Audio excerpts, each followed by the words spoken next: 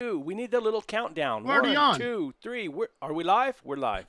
I think so. It's We too got late. 7 thumbs up. They were already listening. I hope not. I'm saying nothing I wouldn't say in front of anybody. Look at my internet's fast tonight. If I'll say it in front of Benny, I'll say it in front of anybody. Now we're live. I just got the update. We're live. I think the delay. Yeah, I now counted live the on your delay. channel. I checked the delay one time. It's like 30-second delay. I think. I don't know how to fix that. It's not. You can't fix it. Like right now, I'm talking. 30 seconds, people will hear me say, and now I'm talking. Because I watched it on a. So you can really freak people out by saying, now Yeah. I'm talking, now I'm talking, now I'm talking, now I'm talking. So in 30 seconds, you'll hear me say, now I'm talking. We'll just keep You gotta repeating stay away ourselves. from those gummies. Yeah, you stay away from those Ah, gummies. I thought it was vitamin C gummy. Maybe it's not. My wife might have swapped it out for some of them shroom gummies. Psilocybin. What is that? So what's up, guys? Benny, tell us your sad story. Uh-oh. Oh, it's not sad. It's not sad. I've been having to work real hard on being nice. For 8, 9, 10 years, we've been taking our land yacht up to an RV park in Mayhill every summer, and we've gone through all the RV parks up there for different reasons, and so we're at the last one. This is our 5th year. We've done our time getting shuffled around, and so they called up and said, hey, we've got a space. Last year they said, we got a space that came available that your big thing will fit in there. If you want it, it's yours. And I said, well, You wouldn't believe the size of the fifth wheel he has. It's just like it takes a twin screw semi truck to pull it down the highway. well, brings this truck from 15 miles a gallon to about 3 4 1/4 gallons cat to with mile. a set of boxes. so anyway, I think he was making They up for said- something when he bought that thing. I wasn't going to she say said, it. she said, anyway, this space will be yours. Whenever you want it, give us notice, and we'll make sure that it's open for you. So that's no problem. Well, we go over there Friday, and Diane goes in to pay for the month on Saturday and gets told that, oh, and by the way, you no longer have a space. You can put your name on the list and wait your turn again if you want. So, needless to say, I'm really struggling with not being the person I can be. People in their lack of integrity really piss me off. Yeah, well. And you're always so friendly, Benny. People with integrity piss them off. People that are happy piss them off. People that are grouchy piss them off. Can't win. What I need those gummies. Maybe we should all take gummies before we do a show and see how much we can really. I've Lace- never even done none of that stuff. Lace it in these cigars. Lace some of those shrooms and the psilocybin. Sent Be Benny. like Joe Rogan. I sent Benny a set of headphones, and on the thing it said iPhone. It'll fit iPhone. He gets it, and it's a USB. So now I gotta see if they make a USB connection. An adapter? Yeah, I guess. Lightning. I'm to sure they USB. do. What is a USB? Yeah. Yours is a Lightning, not a USB-C or USB whatever. No, it's iPhone. So it's Charger. Lightning. I think they call that Lightning. Is that what it is? I think so. The iPhones are supposed to go to those small C's, which I don't. I like the small C's better than the iPhone chargers. I do too. So anyway, I'm gonna. Go ahead. I'm planning on. We came home last night. I'm still cranky. They sent a text message a while ago. Said the bears are back, giving everybody trouble. So take down your hummingbird feeders and your bird feeders and blah blah blah. And it was a group text, and I really struggled. I had to walk away from my phone. I was gonna text back to her and the whole group. If you just treat those sons of bitches like you treated us, they'd get the message. Is that at that RV park? Yeah. Oh, I just go spread a bunch of molasses all over everybody's trailer. Someone will leave. Yeah, go That take waiting 'em list in. won't be too long, will it? Go put a bunch of dog food and syrup. I heard that before. Don't they Oh say? well. Didn't I say you could? Have you ever lit those things that'll bring them in? The vanilla. What do they call it? Uh, like the mosquito stings? Yeah, but it's Is it? Hell, I can't remember. They say, boy, the bears will just come in thick. Hmm. But Well, I guess what happened. I've never baited bears in my life. I guess somebody ate some watermelon and threw it in the garbage can and didn't latch the dumpster. So the bear got in and threw all the watermelon out and got out on the ground and was eating it. So, I don't know. But I'm going to go back Wednesday morning for a long weekend. And I've decided that I'm just going to sit around and spread hate and discontent and mean mug the owners. There you go. So it's just a normal day for you. If you want to really upset them, just put your Speedos on and just walk around the park. Last Saturday, the Brett came by with the grandkids for 2 or 3 hours, and the boys started going in the house to pee. And I said, "What are you doing?" "Well, we got to go pee." "Well, just walk right out there in the middle of the lawn out there and just let her rip like you're at home." And their mom shut me down right away. I said, hey, we got to learn how to get along.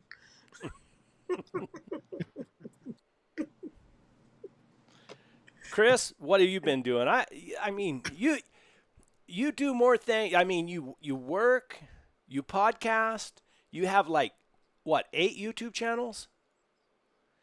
You're a private investigator. I mean, it'd take us an hour just to talk about what you do. Killed an elk this weekend. And you killed an elk. Tell us that story. The same 4 for 4 months? What's that? Is that the same one you've been hunting for 4 months? Same one. I go out and we just hit the golf course, but we seen him on the back of the lake, and I said, well, I'll try to cut him off, and I went to cut him off, and they got ahead of us. So where we stopped, camera's bugging me. And right where I stopped, we seen tracks, and my daughter was with me, and I said, well, I'm just gonna get out and walk. And I had my black powder, my muzzleloader with me. It's a ham hunt, handgun, archery muzzleloader. So I just said, I'm gonna walk him out. I gave her a radio and forgot my GoPro, so I just had to film some with my phone. But walked him out, and I said, she has me on her phone on location. So she just watched me where I was going, and I'm just checking tracks, walking. I look up, and God, 30 yards away, there's a cow elk just grazing right there by me. I kind of stop and shrug off into the cedars, and they kind of scatter up a little, and so I follow them again, and come to another spot where I see them just kind of walking through. So I just thought I had a scope on my St. New Mexico. We can still hunt with scope. So I had a scope on it, and I was watching them come through those trees, and I seen that big old 8-point or spike or whatever it was. And then I knew it was a bull. I tell you that. It's bull. I don't care. He had horns. He had horns. And he come walking through there, and boom. And when I hit him, he jumped back about 4 feet, blood everywhere. And went to track him out, and he wasn't bleeding very much, just dropping a little bit, but it's dark red. I'm like, man, I know it's a good shot. They were only probably 20 yards away, if that, maybe 15 yards away. So I called my daughter. I tracked out everyone trying to find blood, and she actually come in, and I used to be a tracking instructor. So I was kind of showing her, and, I made a video kind of showing people what to look for, and she was going. She found some blood. It was just a long trail. So we're walking through, and we finally singled out the trail where it turned off and went on its own. And she's tracking in front of me, and I'm looking under the trees, and I just say, Cody. She drops down, and I had 2 black powders. One was in the truck without a scope, and I had the one with the scope, and she didn't bring the other black powder. And I had 2 shots, one in each rifle. and I left my vest at home that had all my black powder in it. So that's all I had was my 45. And she dropped down, and I shot over her head. He was like 15 feet in front of us in a cedar. So Was he yeah, bedded down? no, he was standing there, Standing. and Was I he pulled my stiff? pistol. What? No, Where'd your first shot hit? a little bit high, a little bit back, but it pierced his lungs. Oh, So he's having a hard time breathing. He was just standing there out of it a little bit. yeah. And I seen where he laid down once too. You know, right in the beginning, I said, he's going to die. We just got to track him out. But man, I pulled that pistol and shot like I was in a gunfight. Just one shot, bam. And then he kind of shrugged again. And he walked over, and Cody Lynn was recording when I did this. So that's kind of cool. And I'm Did you get running good behind video? him. It's pretty good. You can see him in the trees. So I have my, like I'm chasing a bad guy, I guess. I'm like walking behind him, and I didn't want to shoot him again because he wasn't moving fast, and I knew I hit him with that again. And he just went over in a tree and laid down. So let him die and got him out, took him home, made all my kids butcher him. I cut him up. They were running the grinder. And yeah, got video of that. So there'll be a video coming out soon. Cool. And for everybody who says, oh, I don't got no videos on anecdotes, because I started the Farrell Family, another YouTube channel, because I do more stuff with my family. Because you have ADD. That too, maybe. But I do more stuff with my family. It's harder to do stuff on your own when you got a bunch of brats at home and a wife that tries to spend time with you. I Never think heard those of that. I think those little clump kids kill and get in their own wildlife by the age of 3.5. Yeah. Hey, that reminds me. Although I haven't talked to him. This is brought to you by Dos Cabezas Cattle Cabezas Yeah. Cattle Company. Company. And that Did you sign them up? also I'll wait till later on to tell till we got a lot of people in here, but till I start. What time is it? I went to the mountains. I went up, drove all the way to Albuquerque, picked up a pup from a guy named Sean O'Neill, real good dog man. He raised a set of lurchers, and a lurcher is a cross between a greyhound or a sighthound and a I thought I had a picture here. Cross between a sighthound and a it can be a collie lurcher, or it can be a bull lurcher, or whatever. This is a collie lurcher out of some really good working cow dogs, and I've always wanted one. So I went, man. They hauled it down. A kid, I can't remember his name, and I told him I'd give him a plug. He wants to go into the dog hauling business full time. Dang it, I will on the next. I don't have his name or number. He doesn't have a card yet. But he hauled the dog from Idaho to Albuquerque. I went up there and picked up the dog in Albuquerque. And then I'd loaded up my mule and everything. I went straight from Albuquerque and drove up to the mountains. We drove up into the Gila and went up there, and I camped in the rain the first night, and then I took Bonnie, and I rode her the next morning, rode her about 8 miles. And then I drove further up, come back, and drove further up that North Star Road. It splits the two wildernesses. Camped up there, cooked, rode. Got up the next morning. Here's Bonnie. She'd been in the trailer for 8 hours the day before. Then the next morning I rode her 8 miles. And then I put her in the trailer and hauled her up that bumpy road to the next place. Hobbled her, let her graze. Next morning I get up and she's just high as a kite and just on the muscle and wanting to go. So I rode her from the bottom of Black Canyon to the top of Black Canyon. And it's just zigzags like that. Just, I don't know what the elevation gain is. She never missed a step. Just ta-ta-ta-ta-ta-ta. Just, she's, and it's not, you can pick her up and say, whoa, and she'll stop. Now, she'll stop, then she might get antsy and want to walk again. You just got to pick her up, back her up a step, and she'll stay, still. But man, she loves to go. She really likes to go. But anyway, it rained the whole time I was up there, or not the whole time, but it rained most of the time. Cool, fresh.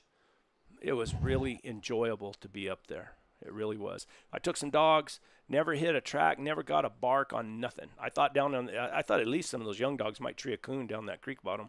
But I put tracking collars on them, left them down there, and nothing down there right now. So That's what happened. Got I got in trouble from my wife just now. Look, she said, "Ouch." Did you Talking crap. you said something mean about her? I heard you. I was talking about my girlfriend, not my wife. Oh, that's different. You're allowed to talk mean about her. Yeah, I still love you, baby. Just started hauling dogs. Oh, here's this Tim Brink. Make sure that kid has his USDA papers in order before he starts hauling dogs. They're sticklers, I think, is he what meant to say. I was going to say they're. That's like saying I should have had a sticklers. tag to shoot my elk this weekend. Yeah, Benny doesn't believe tried in to- that stuff. They tried to attack me. It was self-defense. Yeah, self-defense. I have a witness too, so they can't say nothing about it. So I this used week, to oh, I used to get a landowner antelope tag for my property here, and I didn't sign up for it originally. Whoever I got the place from, they had it for years and years. It just switched over to me, and I never sold the tag.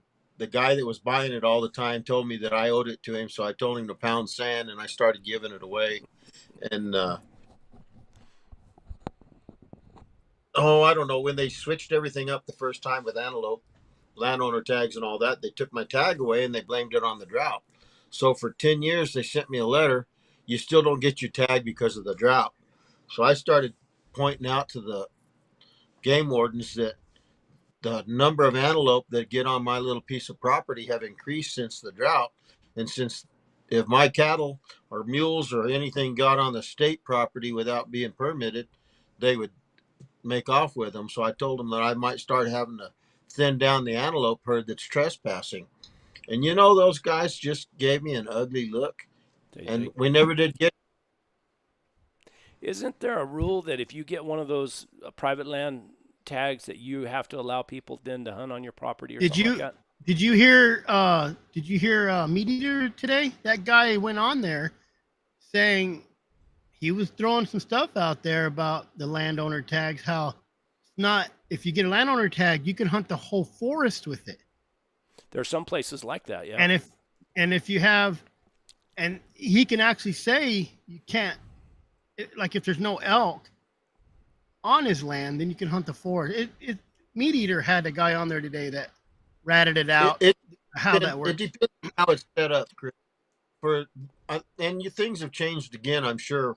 But mine I had the option of every year getting it for ranch only, or unit wide. So that was the option. And if I got it ranch only, then I couldn't leave my place, but nobody else could come on here. But if I got it unit wide, Yeah. then that That's opened up. But it was up to the landowner to put that down, right? Check the box. Yes. Did you get my text about Jason? Oh, Jason Doobie, yeah. I forgot to send him a link. He's probably happy because he has to go fix goat pins tonight, and he's trying to wait till it cools off. Let me see how I almost forget how to do this every single time. Yeah, I could. Want me to? I could probably send it to him. Send it to him. You should pay your second wife a stipends to come in and help you with all of this, since she's one of those executive secretaries. My wife, if this camera's on, well, you've been around her. You can't even. She's nowhere to be found. It's hilarious. Me and Brett are talking on the camera, or just talking, and she thinks it's recording, and she won't even come. Brett's all, "We're not. Come in here. We're not even on." Nope. And gets mad. I mean, she's a real pleasant person most of the time to be around. But boy, Unless it's just Brett. Yeah, you start talking about putting her on camera, and she just gets angry. It's kind of scary. I wonder in her life, she may still be on one of those what do they call, the protected criminals, where they Witness program. Witness protection. I wouldn't doubt it. I met her kind of Yeah, late. I met her kind of late in life. I think she might be undercover. Maybe that's why. I've seen her get mad at people before too. I mean, and it's not a very pleasant sight. It scares me, and I'm not scared of a whole lot. Got any podcast review? Anybody got any podcast review from this week? You know, no, I'm not going to do it. I'm not going to do it. You know, I listened to that the one W puts on that Gone or the dog one, Gone with the Dog or Gone to the Dogs. Oh, Gone with the I Dogs just- with Steve Fielder. I just can't get into the whole competition. Those guys are hard into it, and I respect it, but Yeah, Steve know, does a good job. us- It's just he does a competition- great job. just competition coon hunting, and I'm not really. I'm like you. I'm not. I don't know. I But never been around but- it really.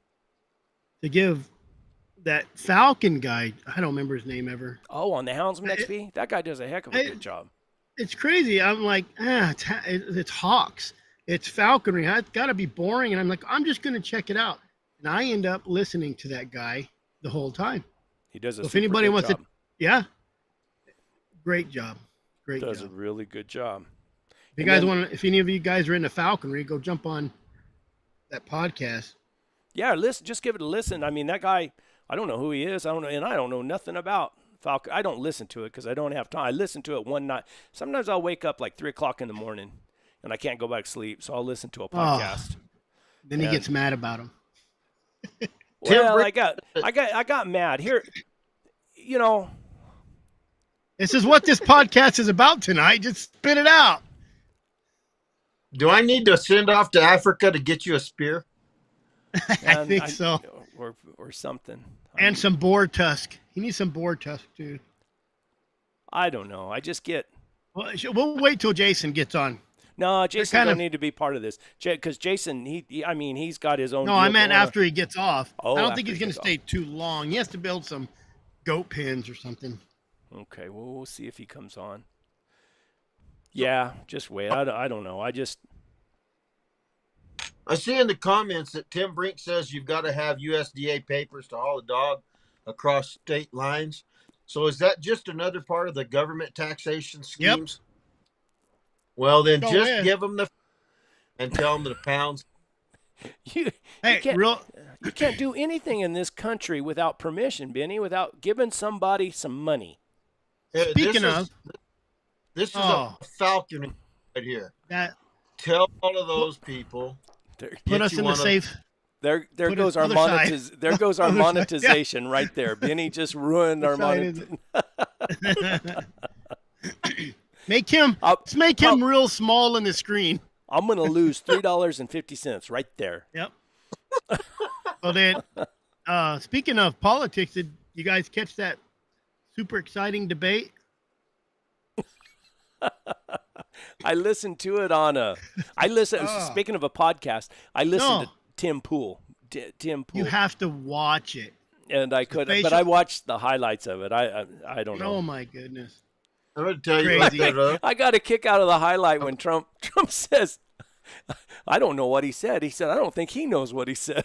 Oh yeah, and you know Trump had to get a talking to and said, "Listen, calm down, just be cool, because he's stupid anyways."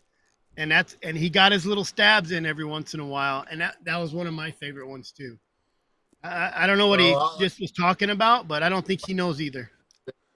talking about this and over that. And that other time when I was over here. And besides that, I'm married to my second one. Then we had kids. And then I don't know what the hell you're talking about. And then that other time, we beat Medicare. I killed Medicare or Medicaid or whatever. And did you notice? Well, every time they went to a break, he was like this. When he got back, he was like this.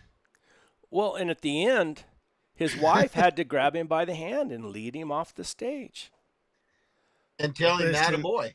And there's one little step there. Did you notice how he went down that one little step there? He had to turn sideways. You'd think he was jumping off a bluff. He turned sideways and stepped down one little bitty step. It's You know, sad. the- Really, it's sad.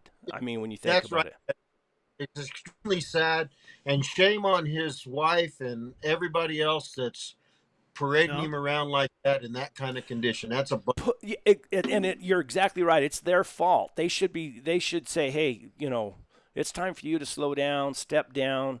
Let's live out the rest of our lives Uh, at home. we let Benny come on still. But that's different. We parade him around. I know that's different with Benny. Look at the guy with the spear. Look, guys.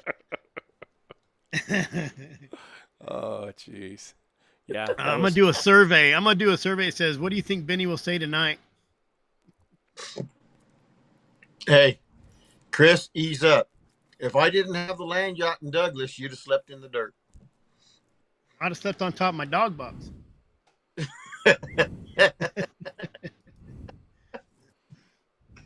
Yep. What else do we got going on? Anything? I had a good week. I felt, and like I said, next week, this week, I'm taking a pack mule. Me and Bonnie and Clyde are going for a pack trip somewhere. I'm gonna try to get way up high. You gonna take some Roman candles and touch them off? Oh, that's right. It's 4th of July on Thursday. Thursday or Wednesday? Today's Thursday. Thursday. It's on Thursday. I was supposed to send it to his email. I sent it to his messenger. Oops. Yeah, I forgot about 4th of July. I don't do anything 4th of July. I don't. Although I live out here in the desert, we could set off fireworks out here. This dirt won't catch on fire. I've been thinking about going to town and getting some of those, those little snappers, that little paper deals you can throw them down, and they'll and tape them to the toilet seat. So my first wife goes in there, go to the restroom in the middle of the night. It won't take as long. That's a good idea. I'd do that, but I'm afraid my wife would kill me. Next Monday night, they'd say, "Well, how come we're not going live?" Or I'd show up all black and blue. I can only imagine what she'd do. Yeah.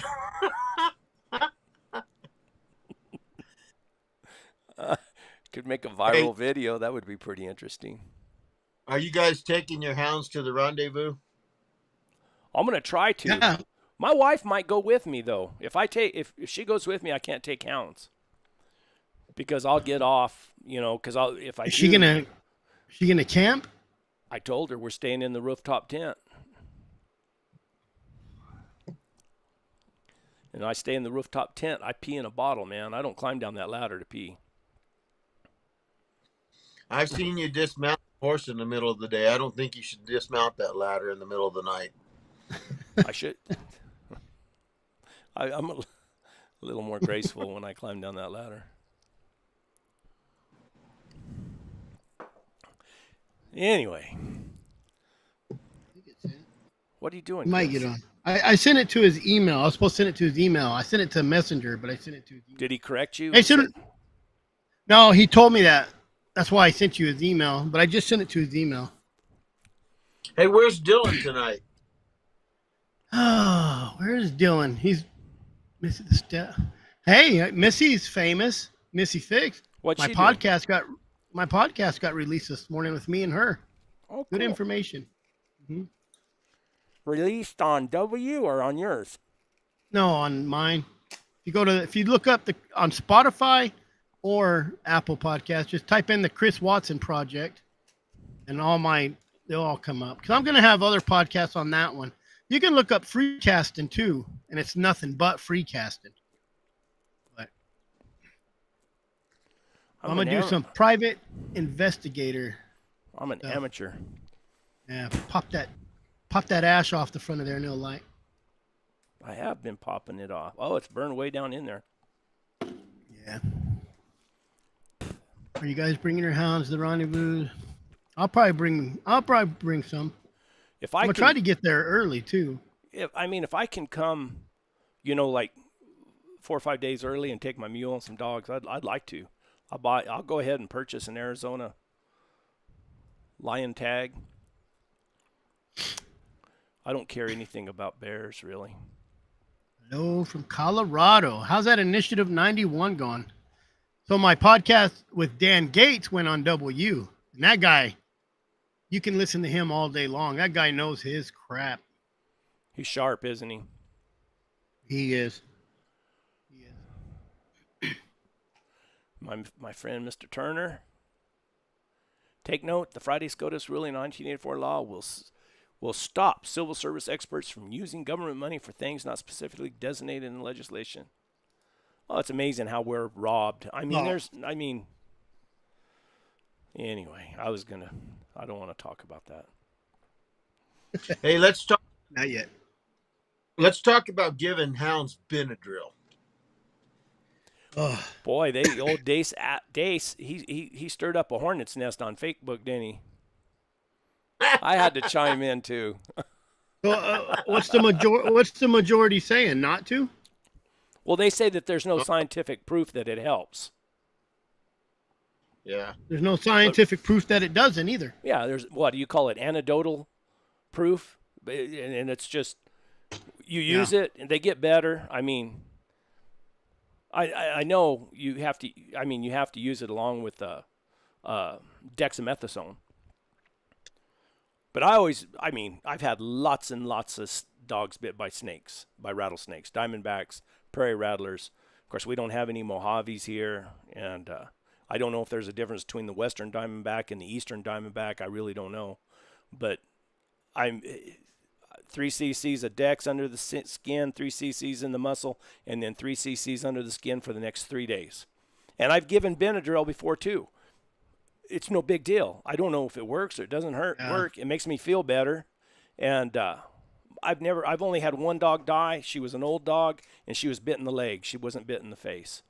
But all the other ones, it's usually because they're going up there to nose that rattlesnake, look at it, and get down there and they get bit in the face. Hey. And we are joined by Legend. One and only Mr. Jason W. Hunting Doobie. Supply Full Cry. Mama let you take a little break before you go to work, huh?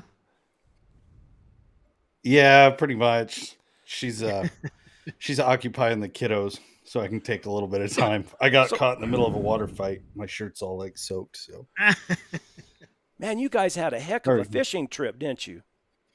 Oh, dude, yeah, we slammed it. That Good. was. I've been going to that lake with my dad since I was probably 8, 9 years old.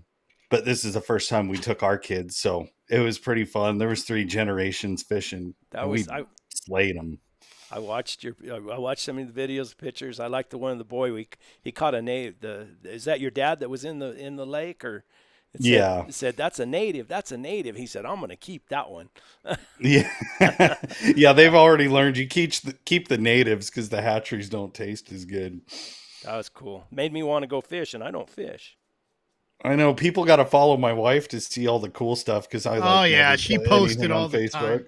And I know she's always got the good stuff. Speaking of your wife, what is your title? Your title at Full Cry? Peasant. It depends on the day. Here, hold on. What's it as? No, I have a fancy title. Oh, just advertising. That's it. I'm just advertising. Oh, there you go. Well, that's good. I'm the ideas guy. You guys know me well enough. I'm an ideas guy. She's the one that makes it all happen. But you got a sea garden? Yeah. You're having trouble lighting it. I'm trying to learn how to smoke them. I think they look cool. Well, What happened?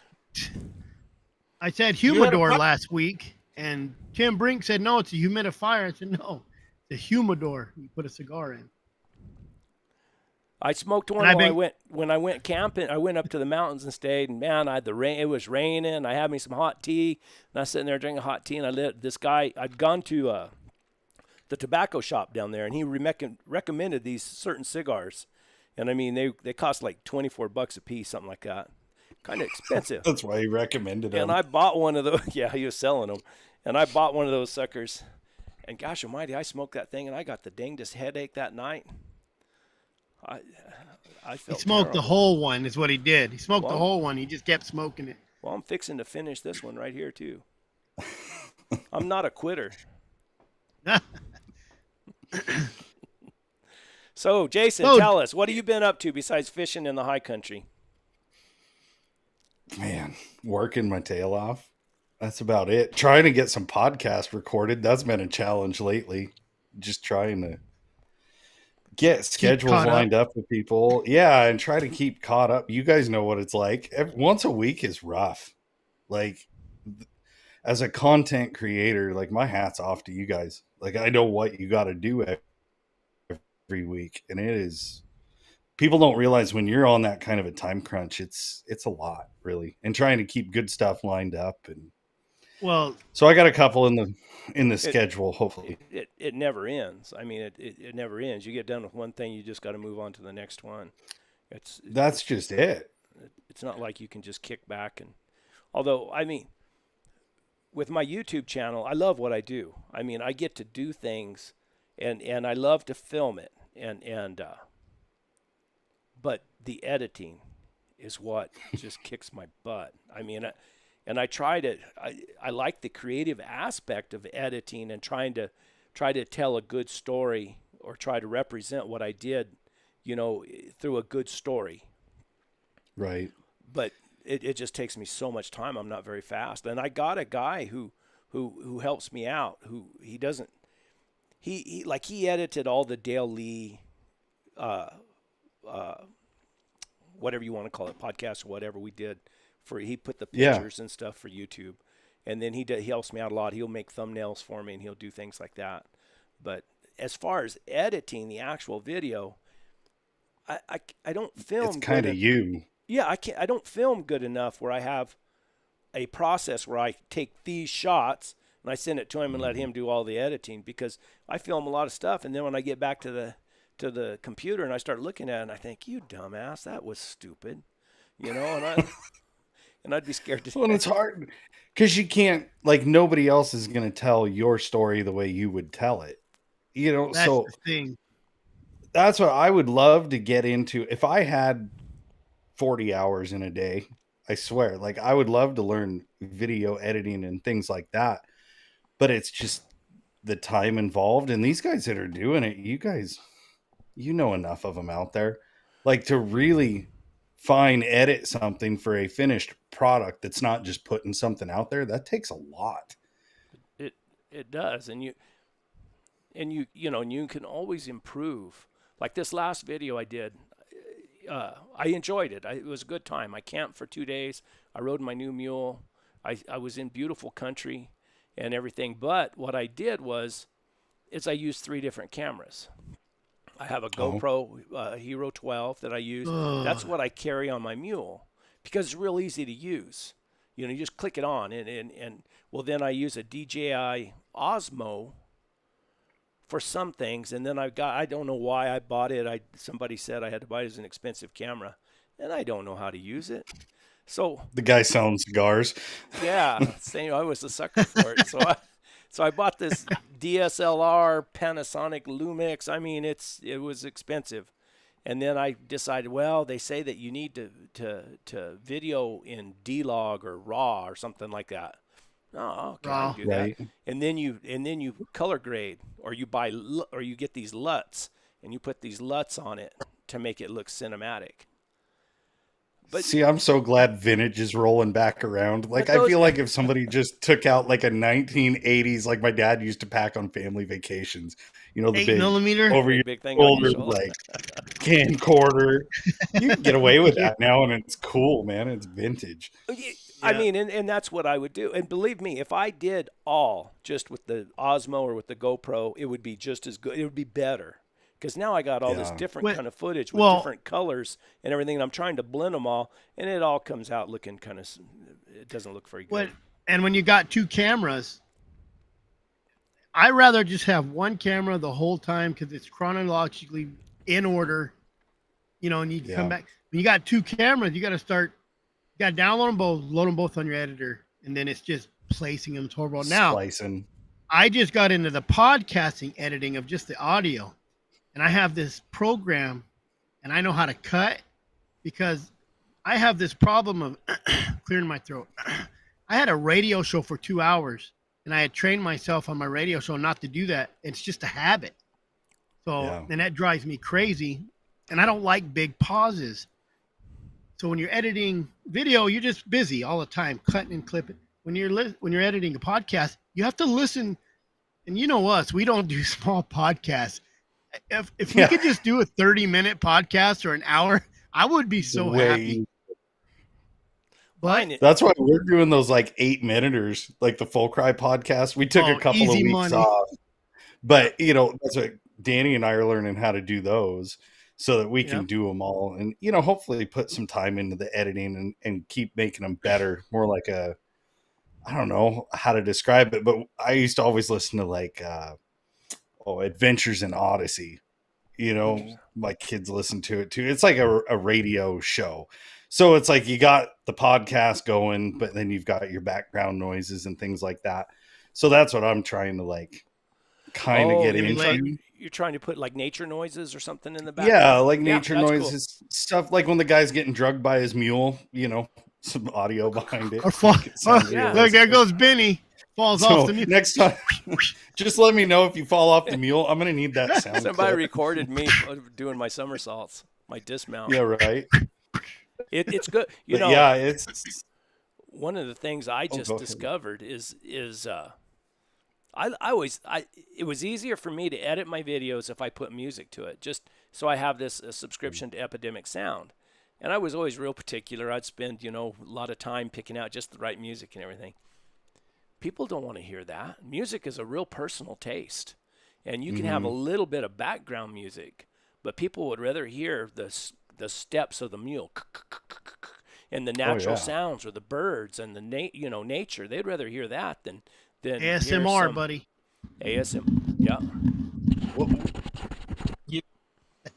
You know, What's if we had what's videoed your forced dismount off of that horse over there in the Palin Seals, I'm never going to live You that could- down. you could have put music when you got back on that Aerosmith. I'm back in the saddle again. Oh, me. Yeah. How's full cry going? You guys still pounding it out, busy? Yeah, it's funny because like you get one out and you think, oh, you got a little bit of time to recoup, and then you realize it's deadlines again and it's already. So like when Danny and I, well, I mean, she had done taxes for what, like 8 years probably. Yeah. So like every tax season, it was like you just never saw your wife for like 2 months. You know, it was constant, just working round the clock, and they'd never turn anyone away.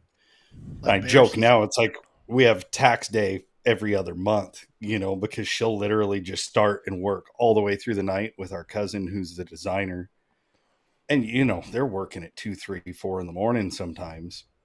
And it's a lot. She does all of the legwork on it. I just get to be the face and the ideas guy, but it's good. A lot of new writers on this upcoming issue. So that's going to be, oh, you got stuff popping up on the screen here, and it's going to screw with my train of thought. Jason, I'll read people that don't. one. This is Squirrel! from Tim Brink. Jason, people don't realize how busy you are in general. Knowing you and that you're involved in what you're involved with, I understand. There you go. Thanks, Tim. And then here we There's go. very few people that get it. We got it. We got a little plug here for one of our. I guess is W Hunting Supply, or they're kind of a sponsor here, aren't they? Yeah, I mean, you launching on our podcast. Yeah, these go to the podcast. So big thanks to DU for all they donated to United Houndsmen of Colorado. Cool. Yeah, Buddy just got home. He was out there for the banquet this last weekend. I only talked to him for like 10 minutes today, but he said it was a really good showing and they made a ton of money to help the cause. And he said it was a really good turnout, especially for the first year. Good. There were some. Oh, since you're in the print world, magazine world, I got to show off a little bit. Oh, here we go. What? Is that your modeling job? Yeah. Yeah. Wait, that's not. That's just part of it. You got to see the rest of it here. Like I said before, It's a centerfold. It folds It's a out and then there's centerfold. print. No way. Look at that. That's a big deal, brother. Yeah, this is so National mysterious. Geographic. That's awesome. No, What's the magazine? New Mexico magazine. Oh, they're Best selling I advertising. the Like best I touristic. get is my wife has a picture of me on her wallpaper on her phone. That's about it. If they'd have known I'd fallen off a horse in Arizona, they probably never wrote that article about me. Yeah, you didn't sign me up for a character witness, did you? No. He knows better. So anyway, Full Cry's going pretty good. Y'all are y'all growing and expanding? Yeah. It's I mean, yes, it's still growing. It's different like right now cuz we're in the process of like renewals Mm-hmm. cuz we've got 5 issues out, so this next one is the last of our first year. So we're starting to get renewals back in. So the number kind of fluctuates back and forth, but still we're right around 4,000 Oh, that's good. subscribers, up from like 1,700 when we took over. So Oh, that's cool. I think guys are seeing it's not just one thing. It's not just coon hounds. It's not just big game. It's not just cur dogs. We're trying to represent everybody. And a lot of people are sending stuff in. Like this next issue, Danny said we had a ton of new people writing, which is Contributors. great. Because, like they like following people that write regularly, Yes. but it's always nice to have somebody new, like Dr. Taylor Young, you know, the Tree Dog Doc. He did one in this last issue about snake bites, and he writes for us every month with like How, houndsman medical stuff. how about Talk Benadryl? Teddy about Benadryl. Simpkins. Nah, haven't you read yours? You No, got I one. have it. They're at home. I'm down 200 You miles probably away, keep, so oh, you're yeah, working, huh? yeah. Thanks for reminding me.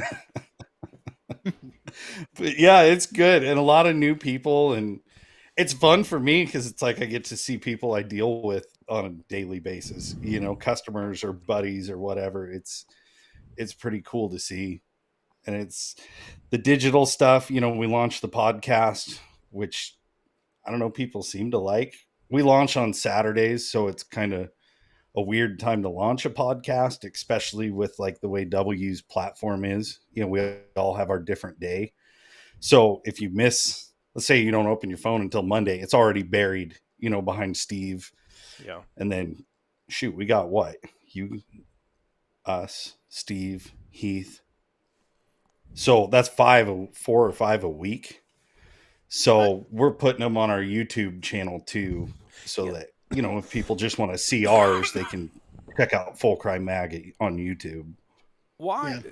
why do you think, I mean, of course I do YouTube. I mean, and that's I've done it for years and years. Why do you think that like the Houndsman XP, I mean, to extent you guys, you do something on YouTube, you don't get any views. What do you attribute that to? Do you know?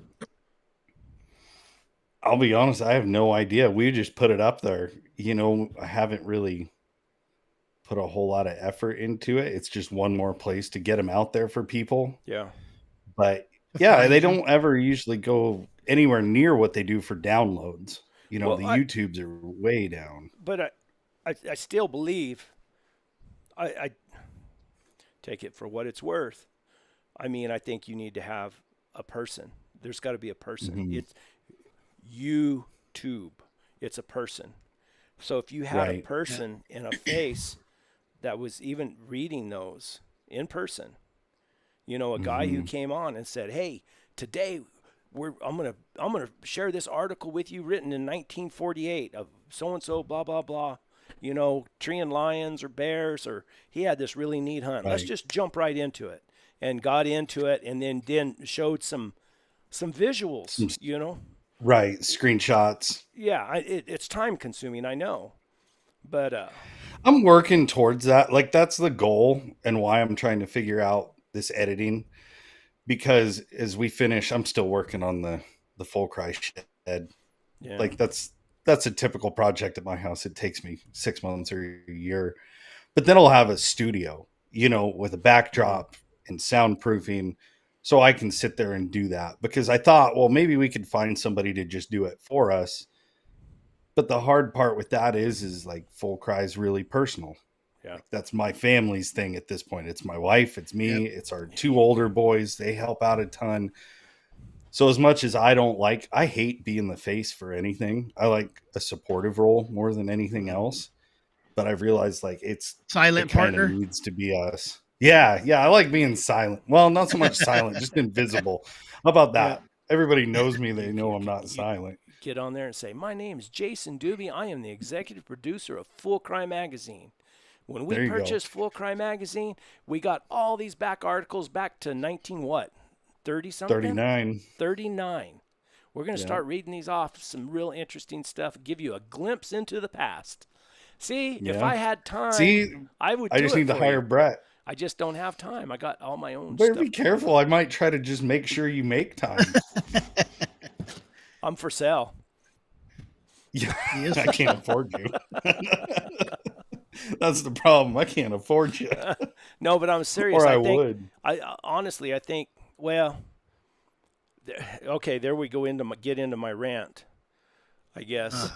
Uh-oh. Good one, Jason. You're Good not going one. to suck Jason- me into anything, are you? Jason's heard my rant. This is no representation of Full Cry Magazine. This is strictly me. Or W Hunting Supply. Or W Hunting Supply. This is for entertainment purposes only. You need a disclaimer that pops up. So every time I have a little cigar, this long, my dad's dad's name was Pack Vaughn. Never seen him with a long cigar. He always had right in the corner of his Chewed mouth. on it. A little stubby. Every time. Sitting at a bar, drinking beer. Anyway, he was a rough old dude. Anyway, I mean, if you did that, and hopefully you would start getting views, and then if you got views, I don't think through strictly in hound hunting on YouTube that you could ever get enough views to make it worth your while through AdSense on YouTube. Right. But you'd think if you started getting, 1,500 or 2,000 views per reading or per episode, whatever you want to call it, that's a lot of people, and that would be 2,000. Yeah, I think you could get, like on Interview Stories and Tales here, we can get probably 34,000, something like that. Isn't that right, Chris? I think you've probably looked at the analytics. 34,000, 38,000 views a month, which would, That's a lot. yeah. My Born 100 Years Too Late, I get anywhere from 275,000. I've had as many as 500,000 views in a month. And, That's crazy. Yeah, no. That takes him to. That's where the rant comes from. That's though, where is the 'cause rant people comes from. discount. They don't YouTube. see the value in that. And it's always there. Always there. There's never, when you pay for an ad on YouTube, it never goes away. It doesn't go away. Say there's a new houndsman, a 15-year-old boy decides he wants to run hounds again, or he wants to start running hounds. He's Because his internet- granddaddy did. He's internet savvy. What does he do? He gets on YouTube, Googles, hunting Right. hunting lions with hounds or whatever. Then these things would pop up. Oh, DU Supply or blah blah dog food or whatever is recommended on this, blah blah blah. I mean, it's always there. It's not like a podcast where for the most part it's it's one and done. It's It like a runs its 30-day course. lifespan. Yeah, it runs its course. And But that's you the can't- big reason. That's why I was going to say, like this podcast or this live is brought to you by, Value Pack Dog Food. Those people are good people. I can't get it here where I'm at now. But I can Yeah. call that guy up and he'll answer his phone, or I can leave him a message and he will call me back. A Nuckshuck, high level or next level, none of these guys, they won't even get back with me. Really? They could at least respond and say something. Say, yeah. I mean, I have people, just personal people that try to support. That I had a guy call me up and say, hey, what does it cost to support you? And he doesn't have anything to do with hounds or anything. And that's not, I kind of got after a guy, Blackbeard, last week because he said I was always begging for money or begging for sponsors or something. I kind of got mad. Because it ain't free. I said, I don't beg It's for not- nothing. No, Chris begs for Brett. Brett don't. I Brett don't. has I, people It's hard, offer him though. money, and he won't. He's like, well, and I don't. we've went over the whole cost of what what it would cost, and it Mhm. seems like a lot of money, but that show stays on forever, always. I mean, I've sent the media kits. I've sent, what I think it would be worth by industry standards, and that's given people a three-prong approach. Uh, Right. the Born 100 Years Too Late, which gets all those views. Now I won't do this episode now. I guess for enough money I would, but for the most part I won't say this episode is brought to you by. What I do is I do product placement. I'll, Right. whatever I use to feed my dogs, people see it, Genuine use. and I might say something, say, hey man, this dog food's good dog food, because I don't want to feed bad dog food. If it's no good, I'm not going to Right. mess with it. I've had electric bike companies. I've had some company that makes an eye massager. I guess they looked at my eyes and thought they needed massaged. And people always trying You to look send, like the spa type. trying to send all these weird companies trying to send me stuff. I mean, $1,000 bicycles, and yet Right. the hound industry, they won't even respond. And yeah, I get more It's views than anybody. I get more views than, I keep track of that stuff. And Yeah. It's really weird though, because I know you and I have talked a lot about this. you've heard my rants Like, before.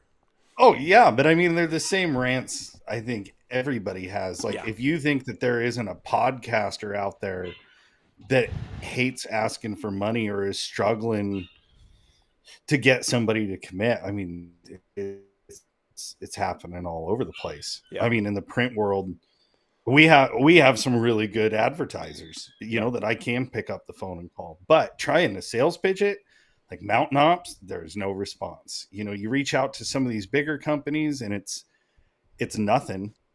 And it's a weird thing because I ask myself the same questions you do. Like, what does it take?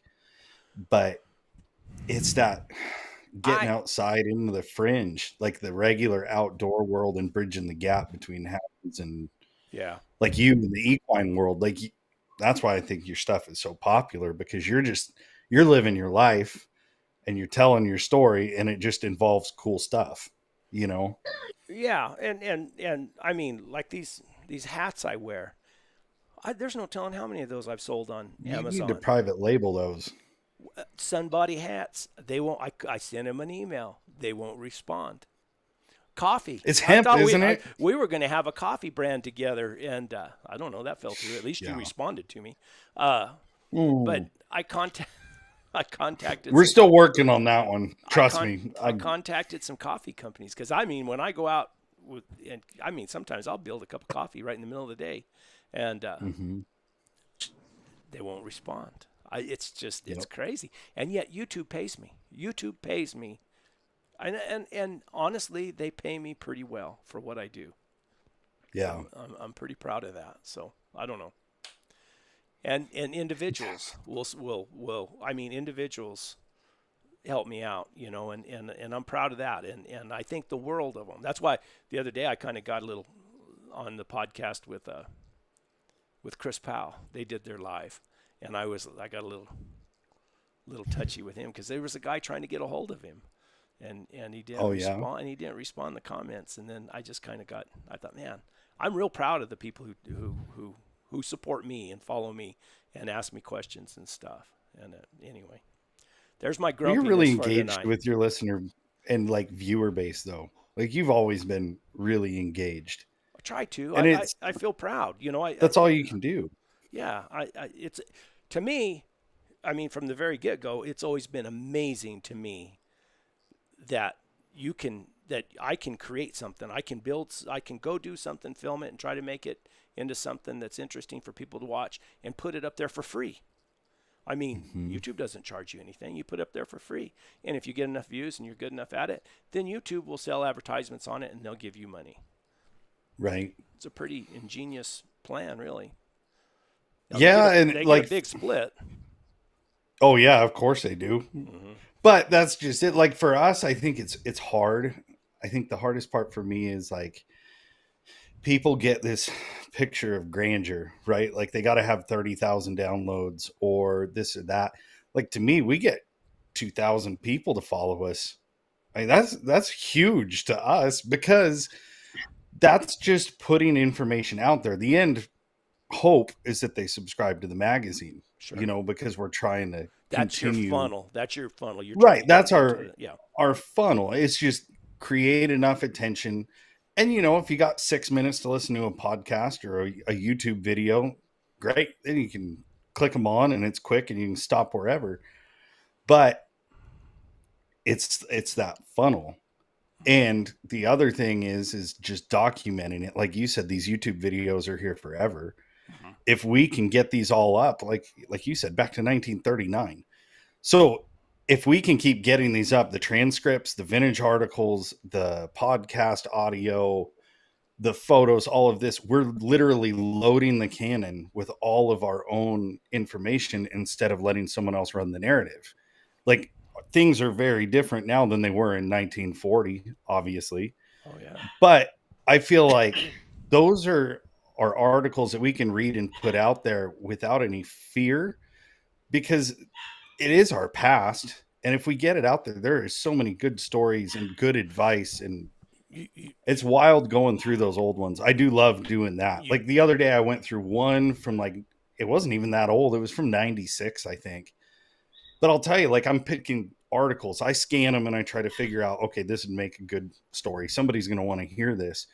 Well, when you got 7 or 8 from the same issue, it's that's pretty cool, and they're all, one's a lion video or a lion story, and one's a bear story, and the other's, a squirrel hunting story, but they're all really good, and they're all just out there. You said something I need to jump on before I forget. You said Okay. Put it out there without any fear. What when you say without any fear, what does that mean? Woke community. I guess to me, it's, we are what we are. And I think in today's world, people are, I mean, I'm myself included, I'm cautious what I say, what you're putting out there, because it can go out so rampant and so out of context, where the older articles, I feel like that just is what it is. Things are a little different now. So you know think what's a we good should example of that? Go ahead, Chris. I'm sorry. You know what's a good What was that, example Chris? of that blowing up? Hawk Tua. That Hawk Tua video. And that girl's on stage now with famous people, singers, but that Overnight. just that one overnight got What did fired. she do? What did she do? Hawk Tua. I am lost. You have Google to look it. up. You have to look it up. Hawk, it was a H-A-W-K? short Hukuah. Hawk Tua. Benny, you know what it is? I seen I you. do. How do you I know? saw How come I'm the guy that's on the All that internet? Benny all knows the- it. So it's I gotta look it's it up. look it up. Look it up right now. It's nothing. You don't want to play It's that on actually- your YouTube live. So no, and it's nothing really bad because it wasn't. What do you mean? No, listen, no, she didn't. I would say that's up there on the list of stuff Brett doesn't want to put on. Yeah, in but here. you think about it, you don't know. You know what it is because you know what it is. Is you know, it a but short little or kids- what is it? It was on a few reels. A guy interviewed a girl, kind of was like, "What would you do to get your guy going in bed?" Kind of deal. You have to watch it. And she says, "Oh, you got to Hawk Tua and spit on that thing." I just watched it. Yeah. Yeah, Okay. and it blew And up. it goes It's viral. like one of Something the like top- that goes viral. Benny already threw a it did. finger on here, so that's probably our monetization right there. I lost my $3.50. Yeah. But it's But crazy something because like she got that fired. blows up. She's a preschool teacher. She was just out drinking with the girls' night out. It was something innocent, honestly. She was drunk, probably. She looked a little drunk. And she just did this little thing, and now she's just famous. She's going to be famous the rest of her life. I As a saw Hawk an interview. Tua girl. And I guess it kind of depends on what you want to be famous for. She didn't. I don't think she went out and said, "I'm going to be famous for that." I think it just happened, and now they got shirts out. They got the whole saying: "If she don't Hawk Tua, I don't talk to you." I mean, it's just It blew up crazy. Is what it did. It blew up crazy. oh, It's And then bad. something else, gets nothing. But something like Yeah. that's what I'm saying. Like they can take one moment and just blow it up. Or Where you have that guy. He's a fellow ginger, Jason, that sings this song, Richmond of north of Richmond or something like Oliver that. Anthony. Oliver Anthony, man, that guy Yeah. just had that one Yep. song, and bam, it struck a chord with people. Made them feel something, and bam, there he went. It's crazy. Well, and think Wayne about like said- when someone. Oh, go ahead, Chris. Go ahead. Well, Wayne was saying, he goes, "You're lying. It's bad, but it could have been worse. It could have been way worse. She could have said way worse, And I just heard she was a preschool teacher. She said they've never teach her, but And I heard, I watched. and you I've know, seen but that. it's all- I've seen that picture of her with her Well, mouth she worked like in a that. plant. Yeah, I saw an interview with her today. She's only 21 years old. What are Yeah. you doing, Benny? He's our researcher. That's his job, research stuff. That just surprises the heck out of me. I listened to an interview of her today.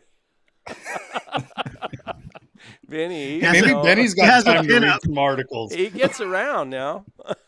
Current events. Oh, jeez. But that's the hope. Like, think about it. All of a sudden it blows up. Think about in our world, like Brett, you and I have been talking about it. The videos that do well, the content that does well, it's about dogs. yeah, Like at the root of it, it's about Oh, the dog. yeah. and- Yeah, exactly. Because I studied And that's those- like kind of the hope is bring it all back. Because back then, like think in the heyday of the magazine, dude, it was like 30,000 subscribers. It was a ton. big, yeah. But it's in print, like you have it, and which to me is kind of a cool thing. Like you own it, it's tangible. You can walk over to the bookshelf and grab it. Yes. Like cool. But we live in a world where we're trying to convert all that to get it in front of people. And how are you going to do it? It's audio and video. It's the only way you can get out to the masses, and just hope that over time we become as popular as Hawk Tua. I don't think we will, but No. you never know. But one of the problem with the online like this, I mean, everything it could be gone like that. Yep. We don't own it. Once it's there, we Mm-mm. depend on it, but it's gone. When you have something physical like that Full Cry magazine in your hand, it's yours. Yep. As long as you don't Always catch be it on there. fire and burn it up, you got it. And like I got boxes of these old the hunting horn, I think it is. That Yeah, the hunter's horn. hunter's horn, those and I got them. I mean, they're not going to go away. But I upload a video. Of course, I have copies of all my videos on hard drives, but a lot of people don't do that. They upload them and they erase all their stuff at home, and it could be gone. Yeah, Jason, it's gone. You're almost gone. What's go? You got sun shining. It's almost Oh, like do I got Jesus. it The here? sun is behind him, and he's just He's glowing. Yeah, let me Going. see if I can turn a little bit. It's the bad time of day. Let me shut this blind real quick and see if I can make it better. Huh? Hawk Tua. I just seen that. I seen pictures of her, and they always have a picture of her No. with those lips like that. she'll make a lot of money off that. She'll make a lot of money off that. Yeah, somebody will probably pay her to hawk Tua. Yeah. Yeah, This that's is how the we stuff got I got to edit out for the podcast. No, that's. Have you ever listened to many of Joe Rogan's podcasts? My gosh, I listened to one the other day Yeah. that was embarrassing. I love Joe Rogan. Yeah, there's no bars held on that. They all get to drinking. When those comedians all get together and they get to drinking, they say whatever. Yeah, right. But You they're guys honest. think that will ever be a vice president? Who? This young lady we're talking about. Hawk Tua? Talk to a girl. If she Hey. hawk Tua the right people, she could probably make it in Yeah. politics. It worked for Pelosi. It worked for Kamala. It worked for Monica. That was a cigar, wasn't it? Whatever it was, it worked. I remember that. Look at the time. Look at the time. I gotta go build some goat pens. Yeah. We just lost Jason and 500 subscribers. Nah. No, I know you guys well enough. It's just it's just an example of how quick something can blow up over nothing. You know what I mean? And no one really. There's still people. I was talking to one of my PI partners, and she says, "Hey, what is this? It looks like I think someone hacked the site, and it said this town, their meme says something about Hawk 2 on it."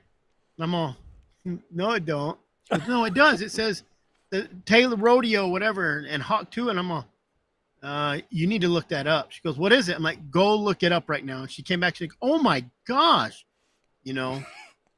So I think it was an innocent thing that just out, like I said, out having fun with the girls, probably drunk, and now it's just boom, you're famous. When you go viral famous like that, there's no going away from it. Nothing. There's no stopping always it. be the Hawk to a girl, no matter what she does. I'll get her on the podcast. Line her You up. do that. I'm gonna line her up. That's like Oliver Anthony. You can't touch him now. 6 months ago you might have been able to get him on. Now, Right. I sent him an email. But look at where he's releasing his music too. He's releasing it on YouTube. That's what he does. I mean, there's a reason why. I mean, I've been in a class where I seen those guys that get, 400,000 or 500,000 views a video, and they put up a video a week. That's crazy. Seen what they get. I mean, and that's not even to mention their sponsorship. That's just the AdSense they get from YouTube. It's crazy. I mean, it's absolutely crazy. And that's where we're going to struggle is like the consistency. There's no way I have the time to do like video content consistently. I just know myself and I know our life. But I am going to probably have some questions for you, Brett, because my hopes are that when we go to Autumn Oaks this year is to take a videographer with me because I'm wanting to work on some stuff and hopefully Brett get will some, go. Create. Yeah, you want to go? Yeah, create an AI. Have an AI person, and where it was all just done by AI. And you got like Morgan Freeman reading the articles. That would be cool. Reading about Old Blue. Listen. Yeah. Listen. Brett speaks such perfect Spanish on his Spanish channel and Portuguese. It's That's what I hear. Portuguese. You got to go look at those videos. I'm a quick study. Yeah. He got Babbel. To me, it was a no-brainer. All I did was sit down and I penciled out how much it was going to cost me to have them dubbed, and then what I thought I could get back in AdSense. And I don't even touch it now. I have that guy that I was telling you about, that editor. He takes the videos, he has them dubbed, he changes the thumbnail to a Spanish thumbnail and the title to a Spanish title, and he puts them up. And I think we do 2 a week on each channel because I got like 300 I thought you'd videos be like, made. I thought you'd be like the last of the Mohicans, man. It's crazy. That AI is like, I'm not going to say I haven't used it, obviously, but God, I hate it's scary. It's scary. I hate the thought of it. I hate, like, I mean, theoretically, I could plug anything I want into AI and I could put an article out under my name. And that is scary. Yeah, but but we're still using original content. We're not using AI content. What we're doing is just using AI to create my content in another language. Right. So I wouldn't be able to use AI for anything I do. I mean, I don't think that would be right. I mean, it's got to be me. But I mean, there's a lot of, as far as and then using AI to transcribe or to read those articles. The content is already there. I mean, it's original content. You're just using it to expedite. I don't think that's cheating process. On reading. No, I don't think that's not on the reading. Because they got some. We've cool looked voices. at voiceovers too. Like hire it out, and that's what I'm doing right now with the guys that are reading it. We'll hook them up and pay them to record them and whatever. Because we did pick up a sponsor for the podcast, so we just passed that on. How did you get a sponsor for the podcast? Maybe I got to him before you. I don't know. Next level dog food. Next level dog food. Those guys won't even. They haven't responded. nothing.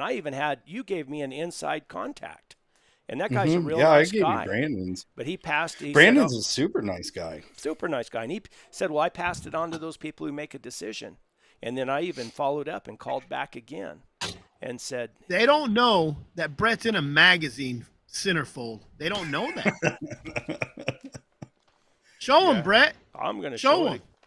I hope Let's that see. guy's If you're watching listening, right Brandon, check Look at Brett this. I'll out. say now. they Ridiculous. don't get any good publicity from me. Well, maybe we'll give them some bad publicity. Don't beat him up. He's nice to me. I don't know, but that's just it. It's all who you talk to. Like, it's easy to get buried. And I think that's what happens with a lot of the guys. I mean, I've made a lot of contacts in the outdoor industry over the last decade. But it doesn't mean that they're the one making the decision. And trying to keep from getting buried is tough. That's my problem. Is I don't go anywhere and make contacts. I don't. I stay in my own little shell. I don't get out, and it's just not something. Yeah. I mean, I go said- see he Benny. says- Benny has a little deal. I go with him, and the only reason is because Benny's a friend of mine, and he contacted me, and but other than that, and then the deal me and Chris started with that Houndsman deal. That was just an idea. We were just going to have a campfire deal. She's and on say- here tonight. And Diana, Yeah, she go. took over, which is good because I can't do stuff like that. I mean, She's on here. She made a post. It's up top there. Pick and Shovel Outfitters. Rendezvous is in a great location in the Cool Pines. Creek running through it. Steak dinner, live music. Bring the family. RSVP and purchase Saturday night. Steak dinner. Tickets online. I still haven't. Did I do it? No, I haven't. I'm the worst one. You're the worst. It's our event. I haven't even RSVP'd. my wife. Jay- I was Jason, looking at it. I don't know if we'll make it or not with the heat. Like, that's the hard part about here. Like, we're supposed to be 110 to 115 all next week. And then we'll probably get a little bit of a break. And then August, it's horrible here. And with the livestock and dogs and trying to make sure everything stays alive, it's a lot to leave on Danny with 4 kids in tow. It's like a full-time job. I know, and I know the repercussions of that, Jason. I know, because I'm gone all week and I come home and it's like your wife don't even want to be around you. She wants to go hide in the closet and play on her phone or be real quiet or go sit in her car, whatever they want to do. And you can't even say nothing. You're like, oh man, I've been gone all week, or Right? That's how It's tough. usually March and April are for me. Like, we're traveling all over between Wisconsin and usually that Elk Creek field trial. And it's like you hit this streak and it's like, holy cow, I haven't been home on a weekend in like 6 weeks, just nonstop. And then Autumn Oaks is coming up into August, early September, so that's Gosh, another I feel one. like that just happened. I feel like it just happened. Yeah, it all goes fast, man. I'm telling you, this year, I don't know what it is, flew by because we were at Grand American in January, and I think we're already halfway through the year almost. Autumn Oaks is coming, and that's a huge event. That's going to be, I think I'm going to fly in Wednesday and then come home Sunday. But we rented a house with Ben Sheets. You guys know Ben Sheets, don't you? Yeah. Tree Talking Time. So his dad's coming. We rented a Airbnb with him and his dad and Steve Fielder, and I think would Keston see- Jesse's I- coming too. That's that media group, and I wasn't invited. See, You're gonna be invited. Now there's cool stuff coming. I can't talk. I about it right invite now. him and see if he shows up, Jason. And if he does, Invite he's gonna be Brett? parked. He's gonna be parked outside in his little truck top tent, anyways. Right?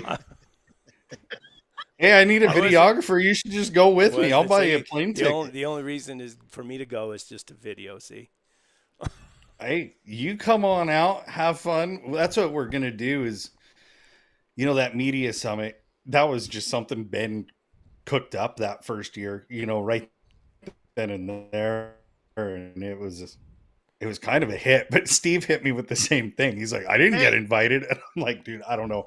We just kind of put it all together real quick." What about, hey Brett? was that, What Chris? about that media? What would is that that's what what you're he's talking talking about. They already Is that had, that? They already had one. They already had one, and Oh. and I wasn't invited to that one either. I Last did, year at Automokes. yeah. You're a YouTube guy, I'm Brett, just not a a plain old podcast YouTube guy. guy. Got more Uh-huh. eyeballs than anybody else, and Hey, just you can be in on this one. I got big stuff. I'll have to come back on in probably another couple of weeks to talk about it, but I'll talk to you off air. I'll give you guys the sneak some peek. top There's some secret cool stuff. stuff. Super. You know, you got to come to me for the top secret stuff. I know. I try to get a call into Jason every couple weeks because he has his ear to the ground. He knows everything. That's what Brett going always on. says. You're the only one I talk to. It is. I talked to Chris. Let me tell you something about Brett. He don't talk to many people. Oh, Brett says, Chris, get a hold of them. I don't like to. Yeah, right. I talk to Jason and I talk to Chris and I'll talk to Benny, and but me and Benny talk about different things. Oh, look. Danny Here wasn't you invited go. either. Oh, Now you're in damn. trouble. Yeah, she's watching you. She was too. She's a liar. She was gonna go. Hey, you live with her. Be careful what you say. Mine's 2 I hours know. away. I can talk, and maybe she'll forget about it before I get home. Mine's the other side of a very thin door right now, probably. Things throwing in at you.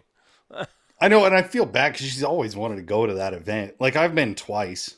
You know, Automokes is big. Grand What- American, I think, is bigger, but Well, tell me what it's about, because I don't. I know it's about coon hunting, right? yeah, it's a big competition hunt and show. Big So money. Steve Fielder's the one who he coined the phrase, you know, the event where legends are made, Oh, and really? it's this huge competition hunt and show. Yeah, when he worked for UKC, I mean, that's what I love talking with Steve is he's been involved in all these registries. And like we knew Steve Fielder before I knew Steve Fielder. So when we actually met and we started working together, it was that much cooler. I don't know, Yeah. like I when we remember were the showing name. dogs, he was running AKC. I remember the name from years and years ago, and of course, the only time I ever talked to Steve is when I was on the Houndsman XP podcast one time, years Mhm. when they first started. When Long they very time first ago. started, yeah, That was like 4 or 5 years ago now. yeah. But yeah, it used to be Leafy Oaks Field Trial, and then it changed to Autumn Oaks. But there's vendors and dogs Is for that sale the- and puppies. Is that the $100,000? Like, is that the pot on that one? It's a big pot, or what? I don't know what the pot is on Autumn Oaks this year, but you know they're running hunts all week. You know they're running hunts prior to the big event, and it's fun for me because I get to see guys that I never see. You know, like Tony Powers and oh shoot, I mean the Downings when they come and the Brookses family. I always like seeing them and just people we've made connections with over the years. So it's nice to get to see them face to face once, you know, every couple of years. It's just a lot to go back and sell.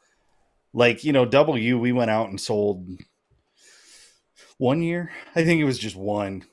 And I mean, it's chaotic and getting stuff out there. We drove a truck and trailer. It was like 16,000 pounds of inventory that we drug out there. And it's too much. But to go back there and connect with people, it's really cool. And they got the media booth now, like where all the podcasters have a spot inside the main building. But no YouTubers. There you go. No YouTubers. Segregated. Segregated. Discriminated against. They put me over in I'll the corner. sit- They'll say, "Put your nose in the corner over there." Somebody wants to talk to you. They'll tap on your shoulder. I'll send you the application. We could just go in together, man. We could have a Born 100 Years in a full cry booth. You guys want to talk to Brett? Go out there in that rooftop tent. He's in there. Just knock on the ladder a little bit. Yeah. Third Sure he blue doesn't room have from his the pee left. bottle out. No, I Yeah, guess I don't fit into those things like that very well. Hey, where is Autumn Oaks? Where's it at? Richmond, Indiana. Oh, we can stop. We can all stay at Chris Powell's house. Oh, Yeah, it's he's in not too Indiana. far. That's There all you those go. guys. All those Party guys. at Chris Powell's house. All those guys are in a little bitty group, aren't they? That's that. I know. Like Joy Dog Podcast. Food, High Standard Yeah. Dog Food, Elite Nutrition, Houndsman XP. They're all in like a little group back there, aren't they? I don't know if those guys are around there. I know when I went out the first year, I went, with Chris and Steve, and Chris actually picked me up and drove me there. Really? And yeah, because I think he said it was only a couple hour drive from his place. Really? We had a really good time. Sounds He was like probably trying to bust you for something because he's still undercover, right, bro? did he ask you a bunch of questions? Dude, I've told this to like a few people. I mean, I'm telling you, I showed up to Autumn Oaks and I was wearing my cowboy boots. Because that's just what I wore every day.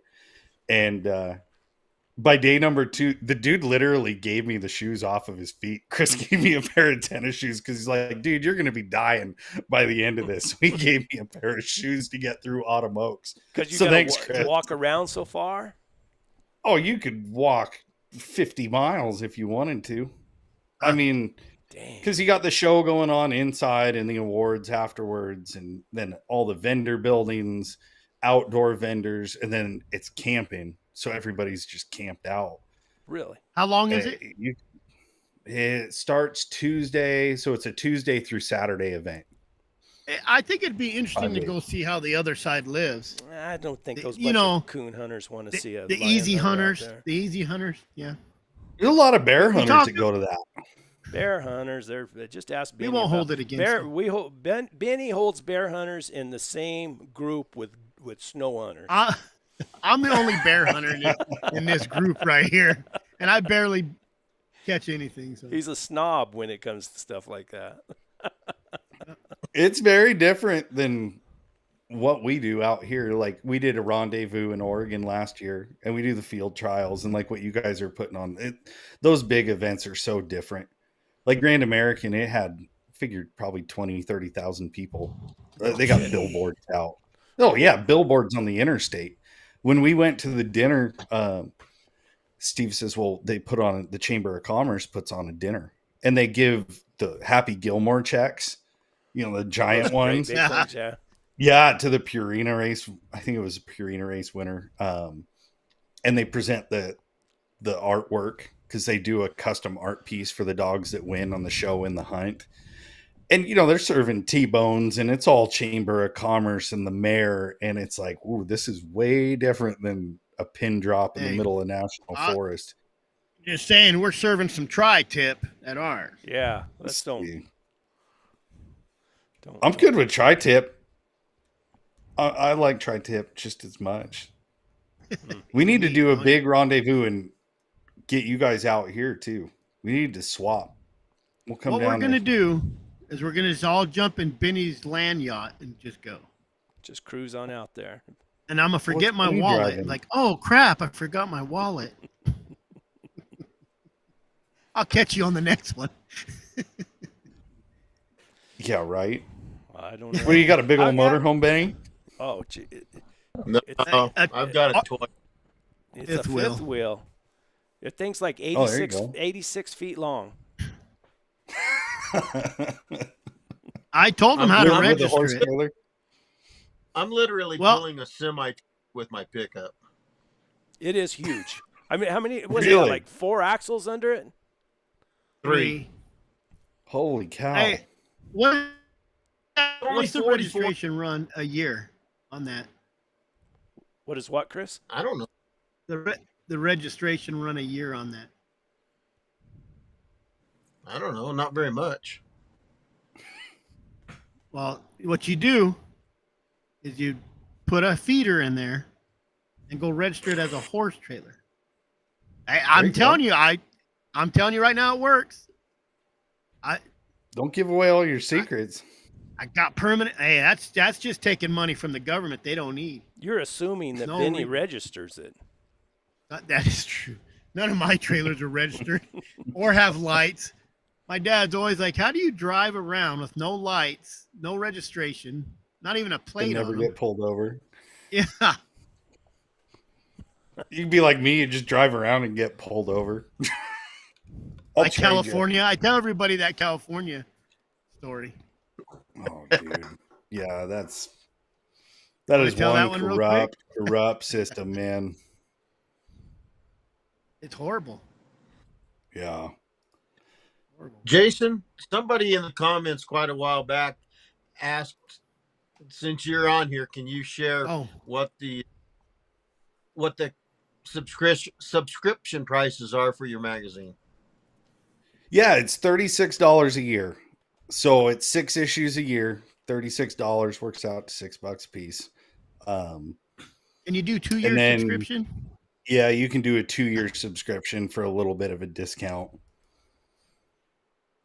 And And if you put that's in born 100 years, it doubles it doubles. yeah, we're working on something like that. Danny and I are trying to figure out a way we can do something because we are. I mean, let's just face it, we're buddies with a lot of the guys in our industry, and we all believe in a rising tide raises all ships, Raises Yeah. right? all So ships. Yeah. if we can work together and make it beneficial for everybody, that's the end goal. You know, the hard part is there's hard cost involved. You know, I mean, it costs a Oh lot of yeah. money to produce the magazine. It's unreal. Like it makes me choke every time we got to write the check.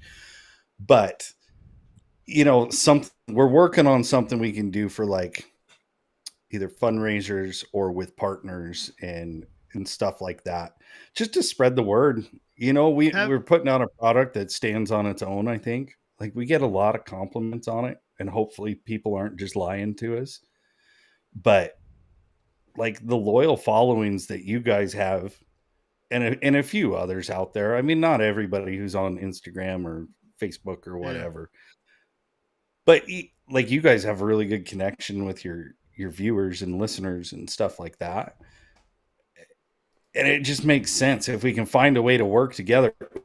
So you got a plug the other night. I have to tell you this.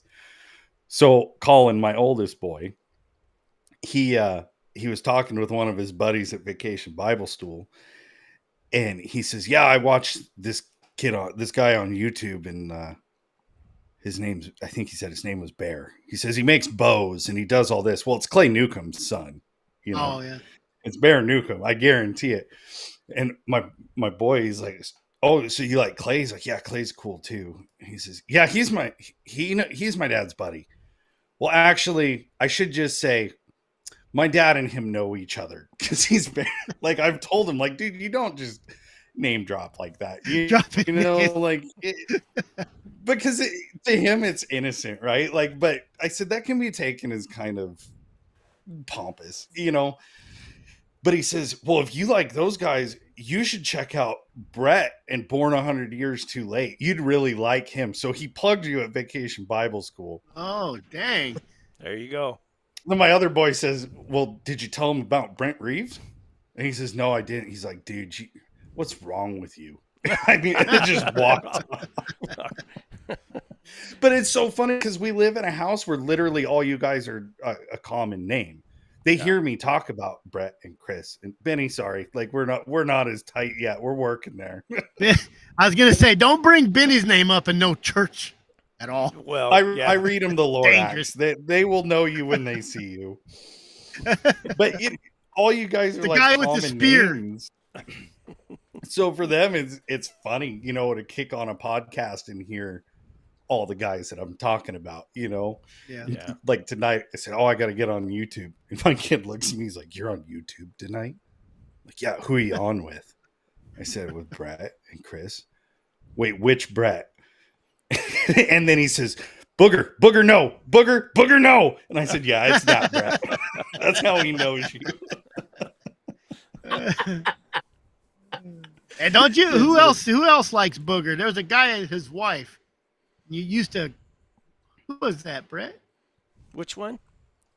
There was one of your fans.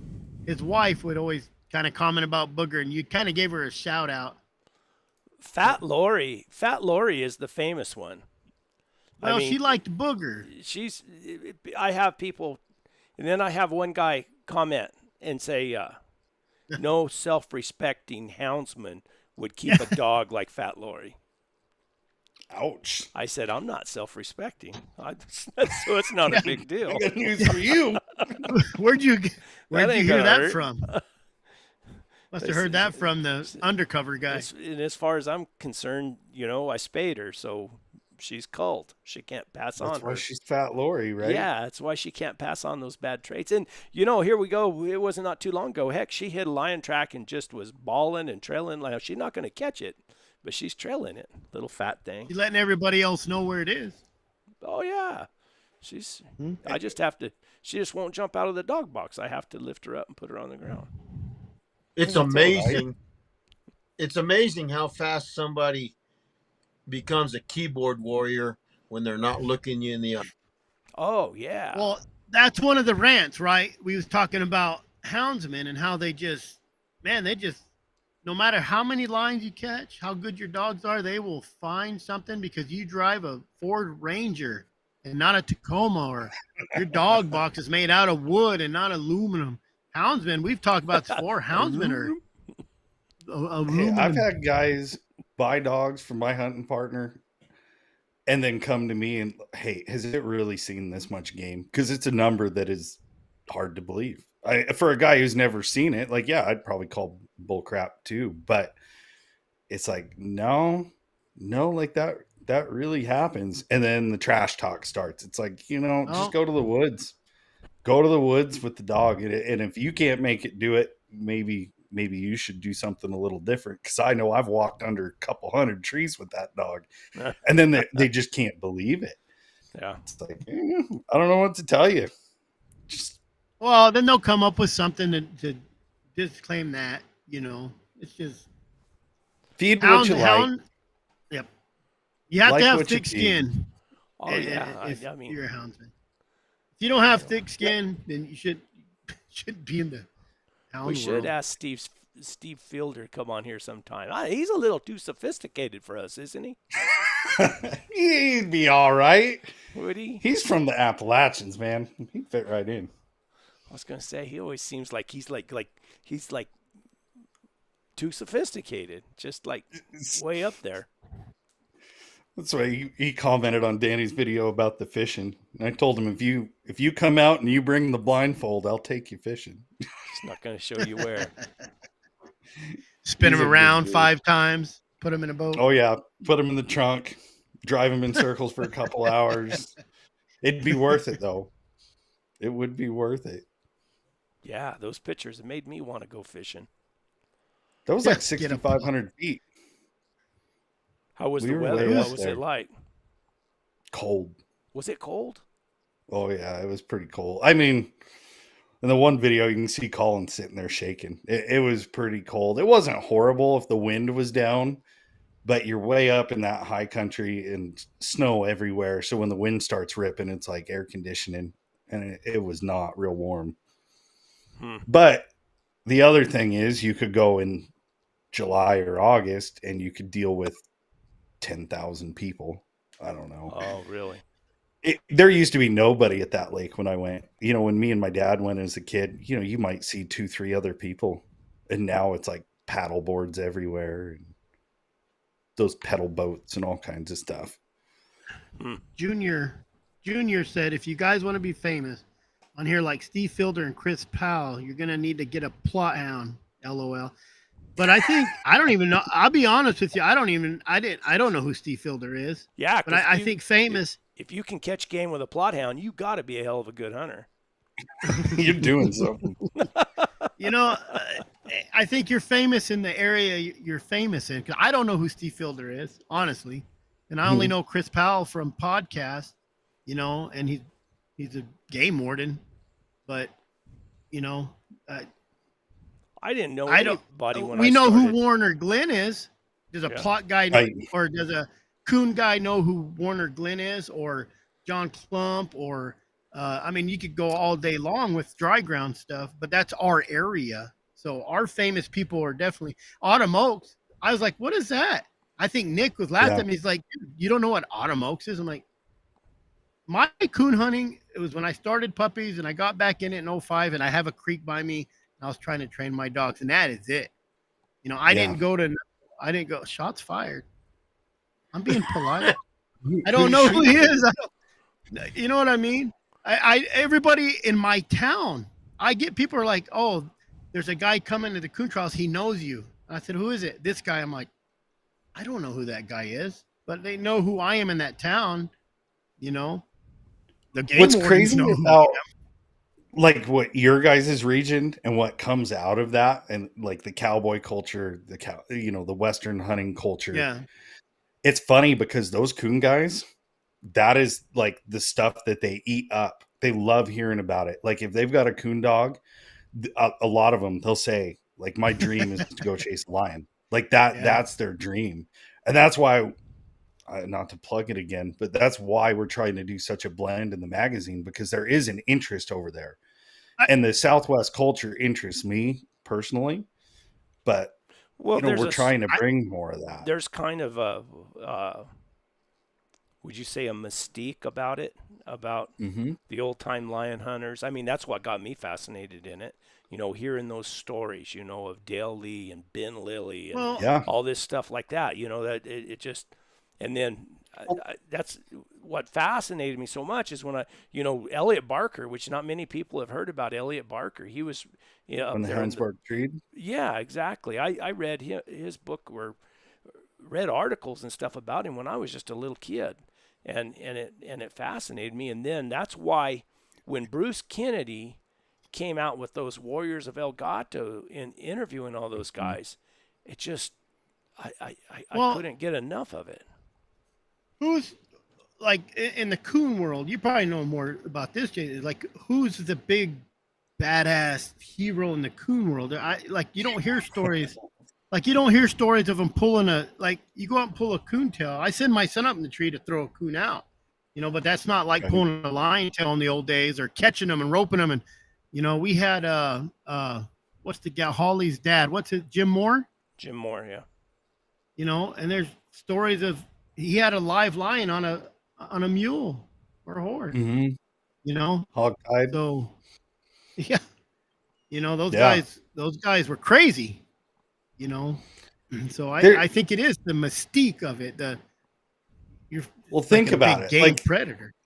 Like you're saying, there's the mystique of the Southwest. You think about like the coon world. There's so many different subgroups, right? There's the Walker guys. There's the blue tick guys. There's the black and tan guys. There's the red. Like it's all crazy. Everybody has their own little group, and there's so many big names amongst those as a conglomerate. I mean, there's 500 guys that are like at the top of their game, but it's that interest in what we do out here. Like I was telling someone the other day, you think elk hunting, like Western hunting, to me, like the ultimate man trip, right? You're going out, you're on horseback, you're in the snow, in the eagle caps, and you're hunting elk.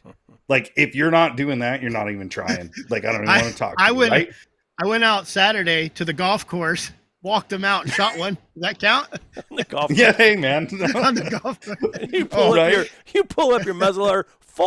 He was Boom. Hey, he was 20 yards away. It was a long shot. But that's just like we all kind of put this like pedestal for us, like as a Well, houndsman. I think where you guys are at and what you do is it for a lot of us. and, I love like you talking with Mike Leonard and Oh. Steve Smith and Jim and like all those guys. I love listening to it. And actually, I got to call Mike.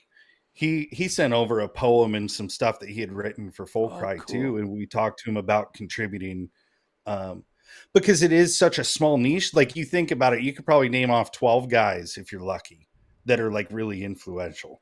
You got Warner Glenn, the Derringers, the Meachams, Jason even asked me to write an article for Full Cry, but I can't even hardly write my name. That's why I carry a video camera. I want just put the those X. I want those pictures of all the old Mathis pedigrees, because I got those. I know you do. And I messaged Chris the other day because I heard your interview with a certain someone. You can say his name if you want. I'm not throwing it out there, Who? because they were talking about Mathis puppies. An interview I did? Who was it? Did you? Chris did it. Yeah, it's who you thought it was. It was Luke. Oh, Luke, up in Wyoming, Wyoming. I don't even know. Who So that we got is. talking about those dogs too. He's the guy that was on with the kid, and you jumped on for a little bit. Brett. I'm trying to He's think. from Oh yeah, him and is him he and the his one kid. that said the 30,000? Yeah, he said Chris Powell had 30,000 downloads. I don't know. Whew. And I was curious if Aren't that was Jason? a day, a week, a month, or a year. Yeah, Jason. Well, didn't you just talk about 1.5 million? What were you talking about then, Jason? For W? Oh yeah, yeah. We're getting ready to hit 1.5 million since we started. You know, cumulative. Downloads? Uh, yep, downloads. So Gotcha. that's On just our feed. so that's what been about that in- three. Is that 3 years, 4 years? 4 years. 4 Yeah, it was years. 4 years in April. Is that including our 50 downloads? Hey, You I guys think get I more got. than I 50. think I got 75. You know what kills me? I remember when it all started, and I told Brad, I said, I'm cautious. Like, I don't know if this is going to really work. The lives, you know, and converting that from what you're doing here to a podcast because they're so long form. Like, that's longer than Meat Eater. You get a 3-hour podcast. It's a lot. We, And you know what? People still like it, and they listen, and it's awesome. No, we don't mean to. I listened It to just happens. I listened to a thing today, and they said that the like 3 hours is the sweet spot for podcasts. I forget where I Seriously. listened to it. Yeah, they said that it's Yeah. people drive, like Chris has said this a lot of times to me, because sometimes I get where I'm kind of wanting to cut this thing off early, and Right. but Chris said, when you're driving, and Chris has to drive a lot to go to work and everything, people like to have something the thing just listen to. Well, I left at 2 this morning. I'm going to drive for 3.5, 4 hours. I'll download, like I listened today, I listened to Meat Eater and there was another one. I listened to the bear spray one. Yeah. Where your dummy friend sprayed himself in the face. And I like how he also, Buddy says, well, it just kind of went off in the air, blew it in my face. I'm like, Oh, no, you man. sprayed yourself. You sprayed yourself. That's it. No That matter how stuff it is got so there. gnarly. No, I've been in that situation where we had to spray someone in handcuffs in the vehicle. And when it's going bad inside of a closed area, you close your eyes and you're just trying to de-escalate. But when you de-escalate the situation like that, You're you're escalating. de-escalating everything. Yourself, your partner, whoever's in the car. What were you? Were you a bounty hunter or something? Don't tell me you were a Yeah. game cop too. No. But it's funny is Wednesday I'm going to watch my son graduate. Oh, really? Mr. Green Yeah, Jean. he says they already gave me my ticket book and I wrote your name in the first one. I said, you can try. Many gotta have catch tried me. to get me. They never Maybe they catch- hired Well, him. good. just I need to catch talk me. to your kid. They He, never he catch likes the running good dogs ones. too. Yeah. Good. Yep. See, he's perfect for us. We need a two-sided perspective from that side of the law and the other side of the law. You know, Chris Powell did a thing, and it was him and Travis Ledger, The gear? No. the gear, whatever it is. He's a BLM ranger or something, Oh, it's not and they're one. kind of talking. And then the one he did, he said, "Oh, I took a non-hunter, but my goal is to get a real anti-hunter, and I have some ideas of who, and I want to get him on because I can look at both ways. I can look like." I love talking to people about religion, politics, and race, the stuff you're not supposed to talk Mhm. about. And I think I could get somebody on there because I'd really like for them to tell me how they got to that point in their life where they think killing animals is just the devil's Just work. realize they're stupid. Just let them won't take- talk. it won't Just- take very see, long. This is why Brett can't be on it right there. What are you, stupid? So Benny, really dumb. Benny, come here. Benny, stab him. Stab him now. Oh. You know, and I had a situation where we went to a lion meeting, and it was me, a biologist, and a bunch of hound hunters sitting in Taco Bell after, and the poor kid from Humane Society. I don't remember his name. This was back in 17 or 21, whatever. And he came in, and we're all sitting there in a pile, and I seen him walk in. I thought, man. So he walks in, he goes up to order, And then they're all laughing, and I know that poor kid was like, "Shoot, man, they're making fun of me." You know how, it just. And he left. Yeah. I felt I was gonna go talk to him. I was gonna go buy his lunch. I'm like, "Hey, man, how'd you get in this position?" I wanted to talk to him, and he left.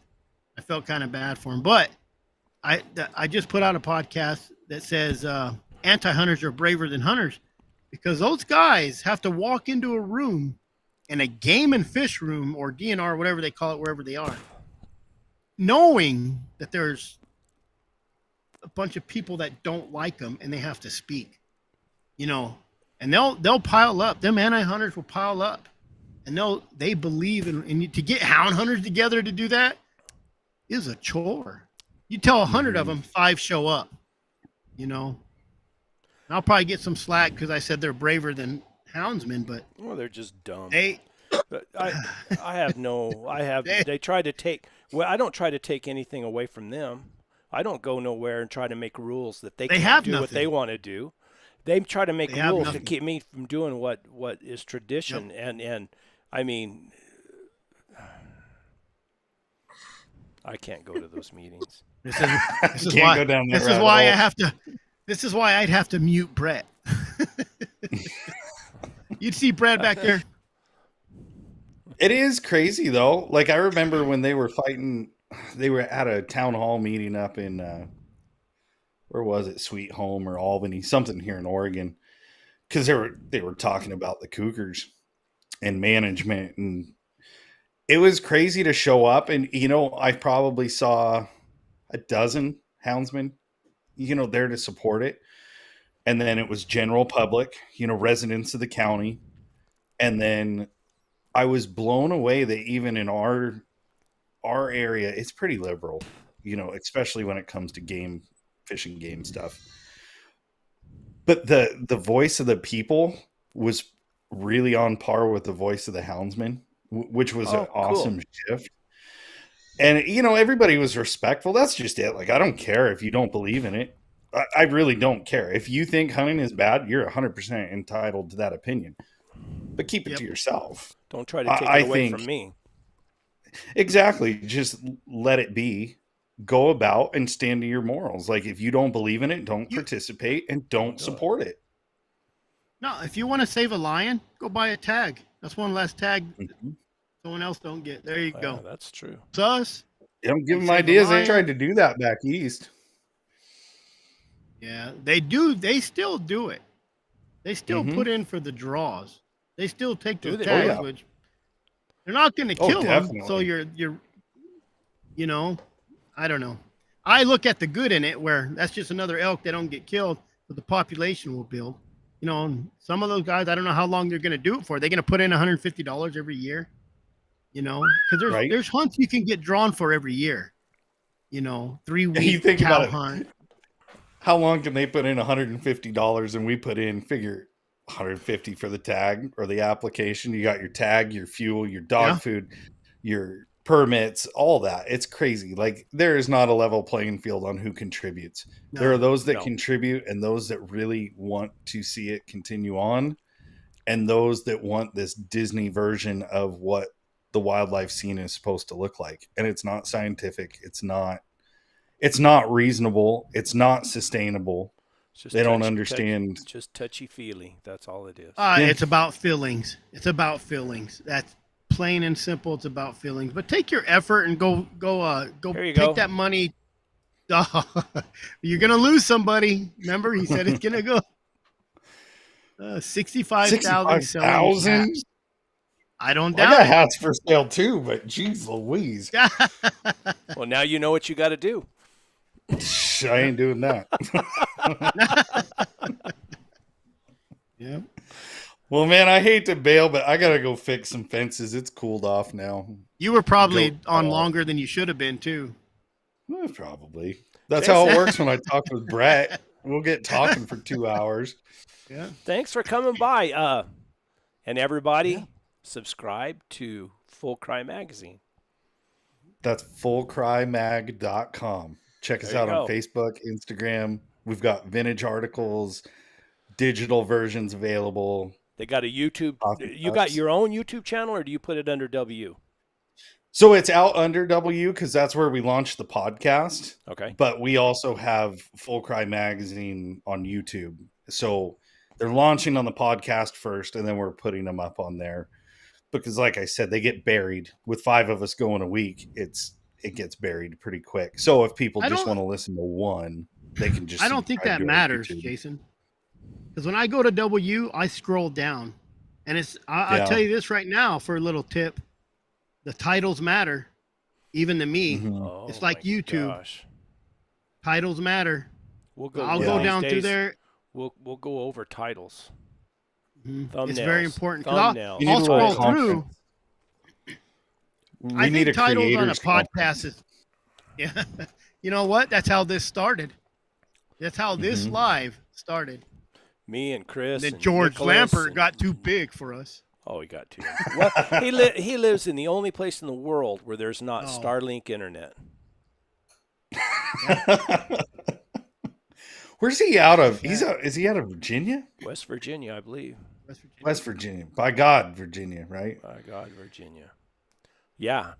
Yep. He's there, and in the Starlink. He just will had not a work. kid. They just had a baby, so he hadn't put out a lot of videos. He's starting to Yeah, put that'll out suck your videos. free time right out of you. Oh boy, does it! We got 4 of them now, and it's like, yeah, there's not a whole lot of spare time anywhere now. Jeez. You know, 4. Child rookie numbers. rookie numbers.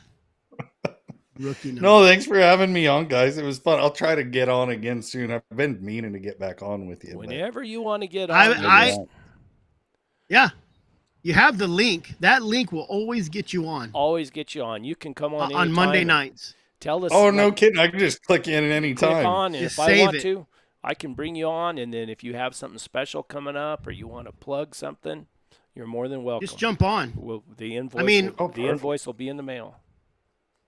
Yeah. Perfect. I mean, we're really Good with that. we're really scripted here, and we got a really tight schedule of what we do. You know, we don't go down rabbit I holes can or tell. nothing. So we could Yeah, fit I you can in. tell. It's organized. We try to keep things. We try to keep things on the Choreographed. straight and narrow. Right? Well, you guys Brett have says- a good night. Thanks again. Okay, Jason. Thank you. See you. ya. See you next time. Well, that was fun. I learned all about the Hawktua girl.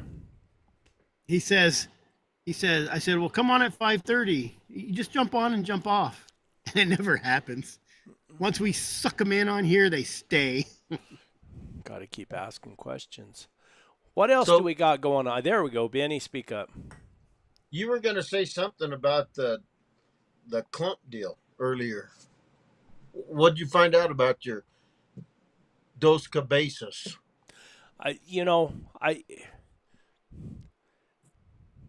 Chris called me a pussy. Listen, Brett, there's people that come to him and say, I will sponsor you. How much? And Brett says, I can't do that to a friend. I can't take money. So I even made this little chart. I said, listen, here's some deals. I researched it, how much it should be. And it's hard to tell somebody, if it's a big company, you're like, yeah, I'll take your money because I'm giving you something. You know, you got a product, you know, and Dos Cabezos wants to sponsor, but it's hard for Brett to tell him, hey, this is what it's going to be, because he'd probably jump on it. But Well, John Clemson, I consider him a friend. I mean, yeah, and that's and I know, they got big ranches and they sell a lot of I don't know. It'd be like Benny or you saying, "Hey, I want to." My dream was to have like a dog food company. It's things that us as houndsmen spend a lot of money with these guys, and they're going to say, "Here, we'll sponsor you. You've got Warner Glenn you interviewed. You got John Klump you interviewed. You're going to interview Steve Smith, Rick Dickerson, all these good guys. We'll give you so much, and you will, and then I can say this podcast or this interview is brought to you by Garmin or whoever, by Purina Dog Chow, by whoever, and they've got an expense. Those companies have advertising expenses to advertise. And not only that, I feel like I could offer them such a good package. I got this stuff that we do with the interview, stories, and tales. There's nobody else on YouTube that gets as many views as this. I mean, the Kane Street Media, the guy with the Josh Michaelis, he does good. He gets a lot of views, and it's basically in that what he does best at is the coon hunting, the competition stuff. But most people don't get what we get. And then I would also do product placement within my Born 100 Years Too Late, and then you're looking at 200 and something thousand views a month. So that's a lot of eyeballs on that product. So I thought it would be worth something. I thought there would be some kind of value there with them. And then it would pay for me to go drive to some of these places and interview some of these guys. I mean, I got Tony Rivera down in Mexico. Probably caught more jaguars than anybody in the world. There's been guys And up there. They told me some guy that lives in a shack up in Canada somewhere, some kind of old time houndsman. I was contacted to say, hey, you need to come up here and talk to this guy. He's getting old, and not many people know about him, And there's guys like that all over. When I first started out, they talk about, when the podcast, Houndsman XP had their first podcast come out. I can tell you exactly when I did my first interview of anybody. Well, it was like I did Henry McIntyre back in, I don't even know when I released it. I didn't interview Henry McIntyre, but I did March 27th, 2015. That guy in Sanderson. Yeah, that guy, he's passed away now. What's his name? I can't remember now. His family. What was that? You stopped at a store there or something and asked somebody, and they said, go see that guy across the street. He's dying. He was an old Hispanic man. Oh, geez, I wish I could. Let me see. I'll get it right. And it was an audio, but you got to look through his picture. Yeah, and somebody had done a deal on him already and took his main picture album, and didn't get it back to him. But I still got a lot of his pictures. He was an old Hispanic man, and he's sitting there he had a TV tray. He was sitting on the couch, and he wasn't that big around. He was just skinny as a rail, and he's sitting there. He had a pack of cigarettes there too, and had all this medicine on this TV tray there. And he couldn't hardly get off the couch. But when I sat there and I talked to him, and he trapped also. But when you started talking about the hounds and lion hunting, he just lit up. You could tell how much he and I didn't know what the heck I was doing. I was trying to interview him, and I didn't put the camera, and I didn't get the camera or his audio, but I told the story myself as I was driving down the road. I can't. Rowdy Houndsman. And that was, where was that Autumn Oaks again? I don't know. Indiana somewhere? Yeah. Somebody knows. Where is it at in Indiana?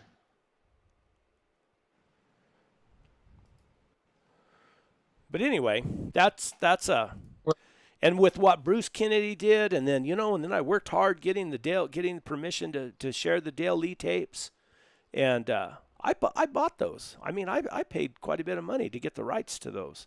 NW Hunting Supply, they made it right with me. They really did, and but I just thought it would be more important to some of these companies than it is, and it doesn't seem to be very important to them at all. They really don't care.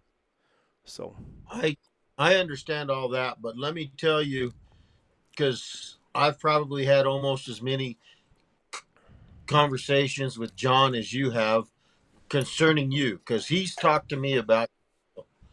He called me first, I think. But anyway, from his point of view, he appreciates what you've done for his future generations.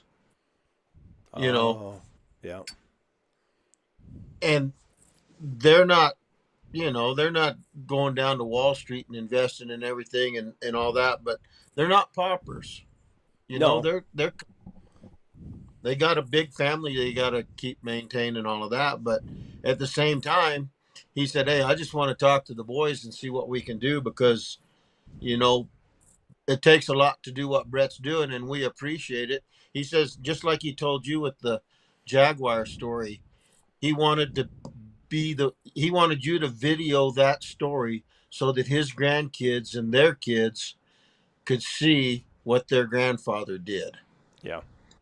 And so he also knows that it's going to cost money to go all these other places. And he says, "Hey, Richmond. we what Brett's done, and if we can do a little bit to help him along his way, that's what they want to do."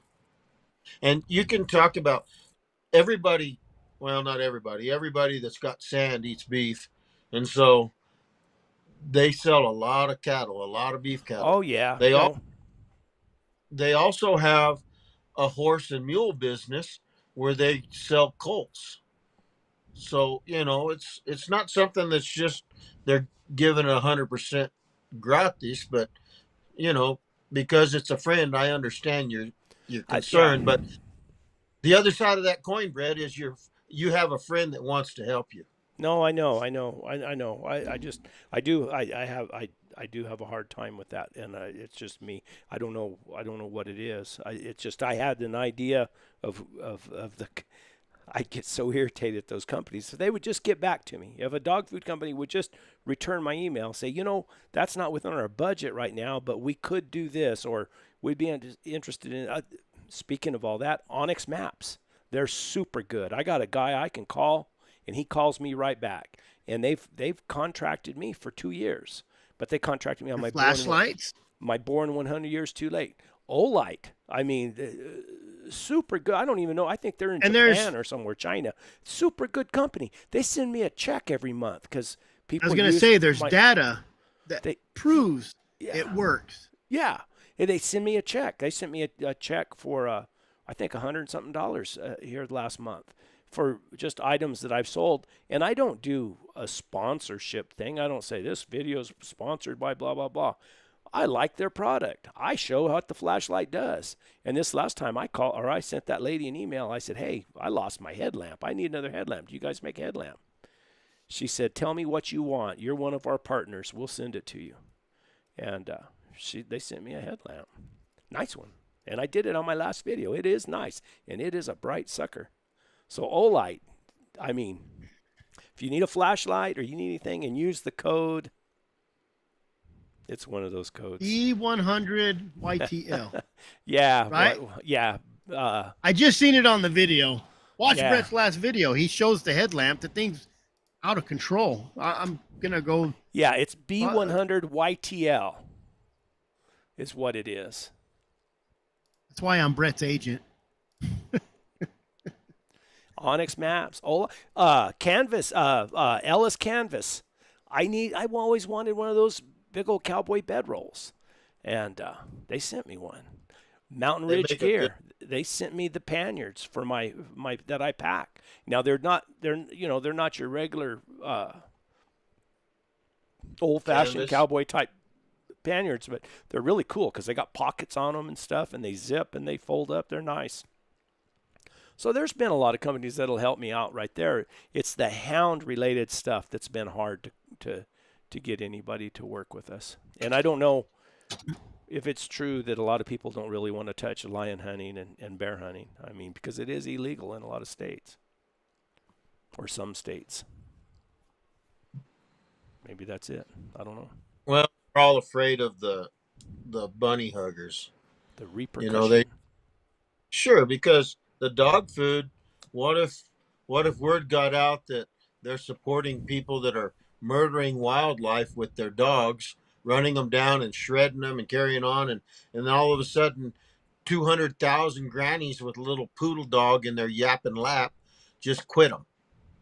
I just seen a video where a coyote reached through the fence and got one of them foo-foo dogs and drug it through the fence and took off with it.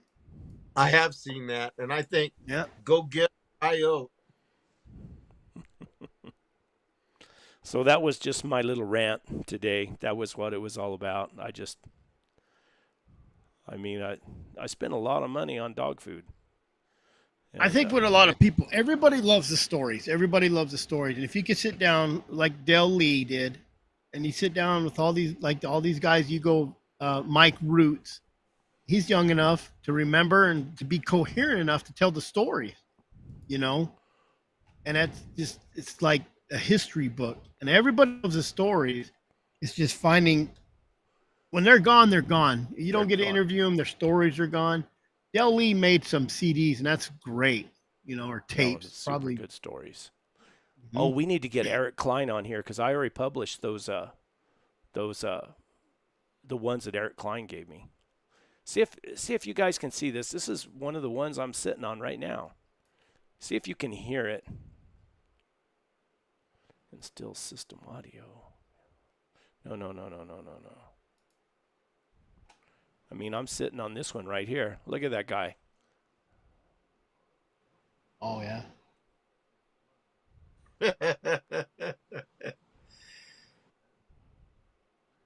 And that's a genuine guy. Loves to talk. If he's Could you guys hear that? no, Oh, I mean, I don't hear it. that's a. How do I get out of here now? I don't know how to get out of here, guys. I got a problem. Oh.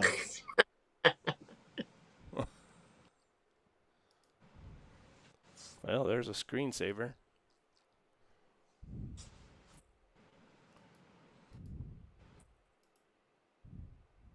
$1,800 to Autumn Oaks. Ah, I did it. There you go. But yeah, so maybe there's just just like those people in Colorado are having a hard time. I mean, maybe it's just a dying sport and nobody's that Brett's talking interested about in it. dog food, and I'm sending emails to Coors Light and all these Oh big man, people. if you could get some of those, you got a lot of guts. Oh, I just email everybody I can. Dog wormer people. I call my vet friend. I said, "Hey, who's pushing what?" But like you Man, said, that's just like that Elite Nutrition.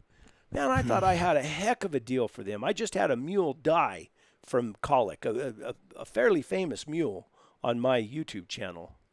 And I mean, I just made a video about her dying. I got over 20-something thousand views on it. And I contacted him. The guy did, what's his name? I did talk to him. I talked to him probably Brandon? for 30, 45 minutes. And no, it was the other guy. And we talked and everything. And I said, I got a 3-prong approach. I got the interview stories and tales. And at that time, I had like probably 8 or 9 of the Dale Lee tapes left over. I said, I got all these Dale Lee tapes. There's 8 of them and an hour long. I said, I've got the live that we do on Monday nights. I got Warner Glenn. I got John Klump. I'm going to go do Steve Smith and Rick Dickerson and Tony Rivera. I got those that are going to be coming out. I'll do product placement, and I will also try use your equine supplements for my mules. And my Born 100 Years Too Late channel is about me with my dogs and mules going places. I thought, man, that's a pretty good deal. And I gave them a price, and now I gave them a high price because I know what that's worth. And but there was room to negotiate too. You don't just, they could come back and say, that's what I did with OnX. They came back and they said, this is what we'll give, and this is what we expect of you. I said, fine. And that's what we did. And, but they just said no. An untested market is what they called it. Okay. discounted. You're a YouTuber, not a podcaster. We're not interested. Well, all that content from this goes to a podcast anyway. But maybe there was a little bit of conflict between W Hunting Supply and who they're working with now. Well, it's your overall views on your channel. Your overall views, not you're getting 250,000, but your overall views is way more than 1.5 million. Oh, you mean since I started? Yeah. I think Well, just in the last couple of years, it's jumped.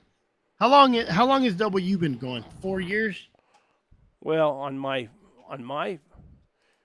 if you go to my Born 100 Years Too Late and you go to the analytics and you go just for 2024, just for 2024, now that's from January 1st until now, I've had 2.3 million views on that channel. That's it. That's an ad. That's an ad that stays on there for that, and that's just 6 months, 7 months, 6 months. And if you go to now listen to this, it would also be done in Spanish. So you go to the Spanish channel, and it hasn't been out that long. This is me selling dog food in Spanish. That one has, just in 2024, it's got 1.5 million views. So right there is almost 4 or 5 million views. Did you see that, Missy? Here's a rant. The CDC just shut down one of the oldest beagles up in Canada from being able to ship pups down here. Beagle breeders. Man. What's the reason for that, Missy? I wonder. He's afraid he's going to pass COVID or something? No, because they're working dogs. They're hunting. Death by 1,000 cuts.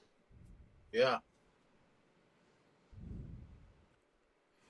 If 20 people use any of their products and spread the word about their tested results, then there's already data. There's data in the hound and just YouTube alone. There is a Daryl Eves that says, give me what, a quarter of what the Super Bowl budget is for a commercial, and he'll quadruple what they sell. Oh yeah. People really relate to an individual who's putting out content. Just like those hats I wear. I got a comment today saying, "Hey, where do you get those hats?" And it's just, it's a personal thing. Of course, all I do is show what I do, and people relate to that, as opposed to all the fancy, scripted content that you see on television. Well, that goes back. The guy was like, "Oh, I'm gonna delete you," but that goes back to the Hawk Tuah. That's what everybody's looking at. That dumb stuff. That's what your kids are looking at. That's what everybody likes. They like that dumb $65,000 selling hats. So, I wonder, what is the average age of the viewers of this channel? I can tell you right now. I mean, I got. Is it 45? Is your highest 45 to 65? Hold on. On interview stories, It tells and you all tales. the. Let's explain YouTube real quick, Brett. Okay, what do you What want to know? What is it? Let's recapitulate about it. Okay, let's just say for this channel in June, and this is really narrowed down specific topic. This is hunting with hounds, and even more than that, it is lion hunting and hunting out west with hounds. It's Dale Lee and all the guys that I've done. Just this one in June got 36 or 37,000 views. Just this channel, and then in 2024, it got 325,000 views. And then if you go into advanced analytics, if you can look at viewer gender, I've got like 84% male, 16% female. Viewer age, 65 plus years is 33%. 55 to 64 is 25%. 45 to 54 is 17%. 35 to 44 is 15%. 25 to 34 is 7.9%. And under 5 years old is only 2%. I'm just kidding. Those are all my kids. But I mean, Watching on their tablet. the analytics on on YouTube is unbelievable. I mean, if you was to get a sponsor and they wanted to know all this stuff, I mean, everything is there. You can tell them exactly. I can, in 2024, I got 8,800 views from Canada, 2,968 views from Australia, 2,326 views from the United Kingdom, 531 views from New Zealand, 469 views from Ireland, and then the cities. You can go from which cities. Dallas, Texas, 1,686 views. Seattle, Washington, 1,000 views. I mean, the analytics are really, really Well, extensive. that's what I'm saying. That's where I was going with YouTube. Is it tells you down to the nitty gritty. Yeah. When, where, what they're watching on, if it's an iPhone or if it's a phone, if it's a computer, if it's a TV. Exactly. So these people who say they kind of discount YouTube, everything's there. Everything's there. You can target your audience if you wanted to. Well, the reason that I asked the age is because the target audience is going to limit the sponsorship. So let's say everybody here averages 45 years old. Well, that's a whole lot different than that stupid 21-year-old girl acting dopey, and she's going to get, all of the 18 to 30 or 40-year-old people all up in arms. But she's not going to last forever. There's no story to that. She's going to have her big fame. It'll run its course, It'll go away. There's 100. This is interview stories and tells. This isn't my Born 100. I get 155,000 views from people watching on a television. So, and a lot of people pay attention to subscriber count. Subscriber count is really just a vanity number. It's views that matter. I mean, subscribers indicate loyalty to the channel, but views is what's matter. Everything's based on views, your CPM and everything. Like now, you can have 1,000 subscribers and 1 million views. Yeah, oh yeah, and there's a lot of channels that I got a cigar in my beard. There's a lot of channels. I can see it right there, but I can't. There's a lot of channels that they might have 100,000 subscribers, but you go back and you look at their views, they're only getting maybe 6,000 views a video. Because used to be there was places where you could go and buy subscribers, or you would have a live. I've seen those lives before. They'd have a live where it would be and they would title it, "Subscribe to my channel, I'll subscribe to yours." And so people would just hit that live, and everybody be subscribing to each other's channel, and they get a bunch of subscribers, but they don't get views. That's why when I look at a channel, and I look at a channel to try to learn how to make better content, and I see they've got 100-something thousand subscribers, and then I go and look at their views, and they're only getting 3,000 or 4,000 views a video. I don't pay it any mind. I go on by. So anyway, I there's get YouTube. There's YouTube in a nutshell. Yeah. So there you go. And the good thing about what I think, because I kind of bowed up when it was suggested that I broaden my content. And they said, well, you're still doing the same thing, just broaden your content. What are you doing? You're riding a mule. You're going into the wilderness. You're camping. You're packing. You're riding. You're not just hunting lions. There's other things you're doing. So you broaden your content to make it more about those other things. But I still got my dogs with me, and I'm still hunting lions. And I'm petting my dogs, and I'm talking to my dogs. And I think it broadens out. It brings in more of a general public view of us instead of these wild, crazy guys that just take a bunch of screaming dogs and turn them loose in the woods and let them run something down. They get to see people that might not ever see that, get to see that it's not like that. Does that make sense? Yeah. So I've had a lot of comments say, oh man, it's neat to see how you interact with your dogs, or it's neat to see how you treat your mule, or stuff like that. That goes back to the expectations of 30-minute video, 20-minute video where they let tailgate the tree and they make it look easy. So, and that even resonates kind of in a negative way with the anti-hunters because it's like, oh, geez, look how easy it is just to let your Oh, dog go and go catch something. and if there's You know, one thing I'm good at, it's making it look hard.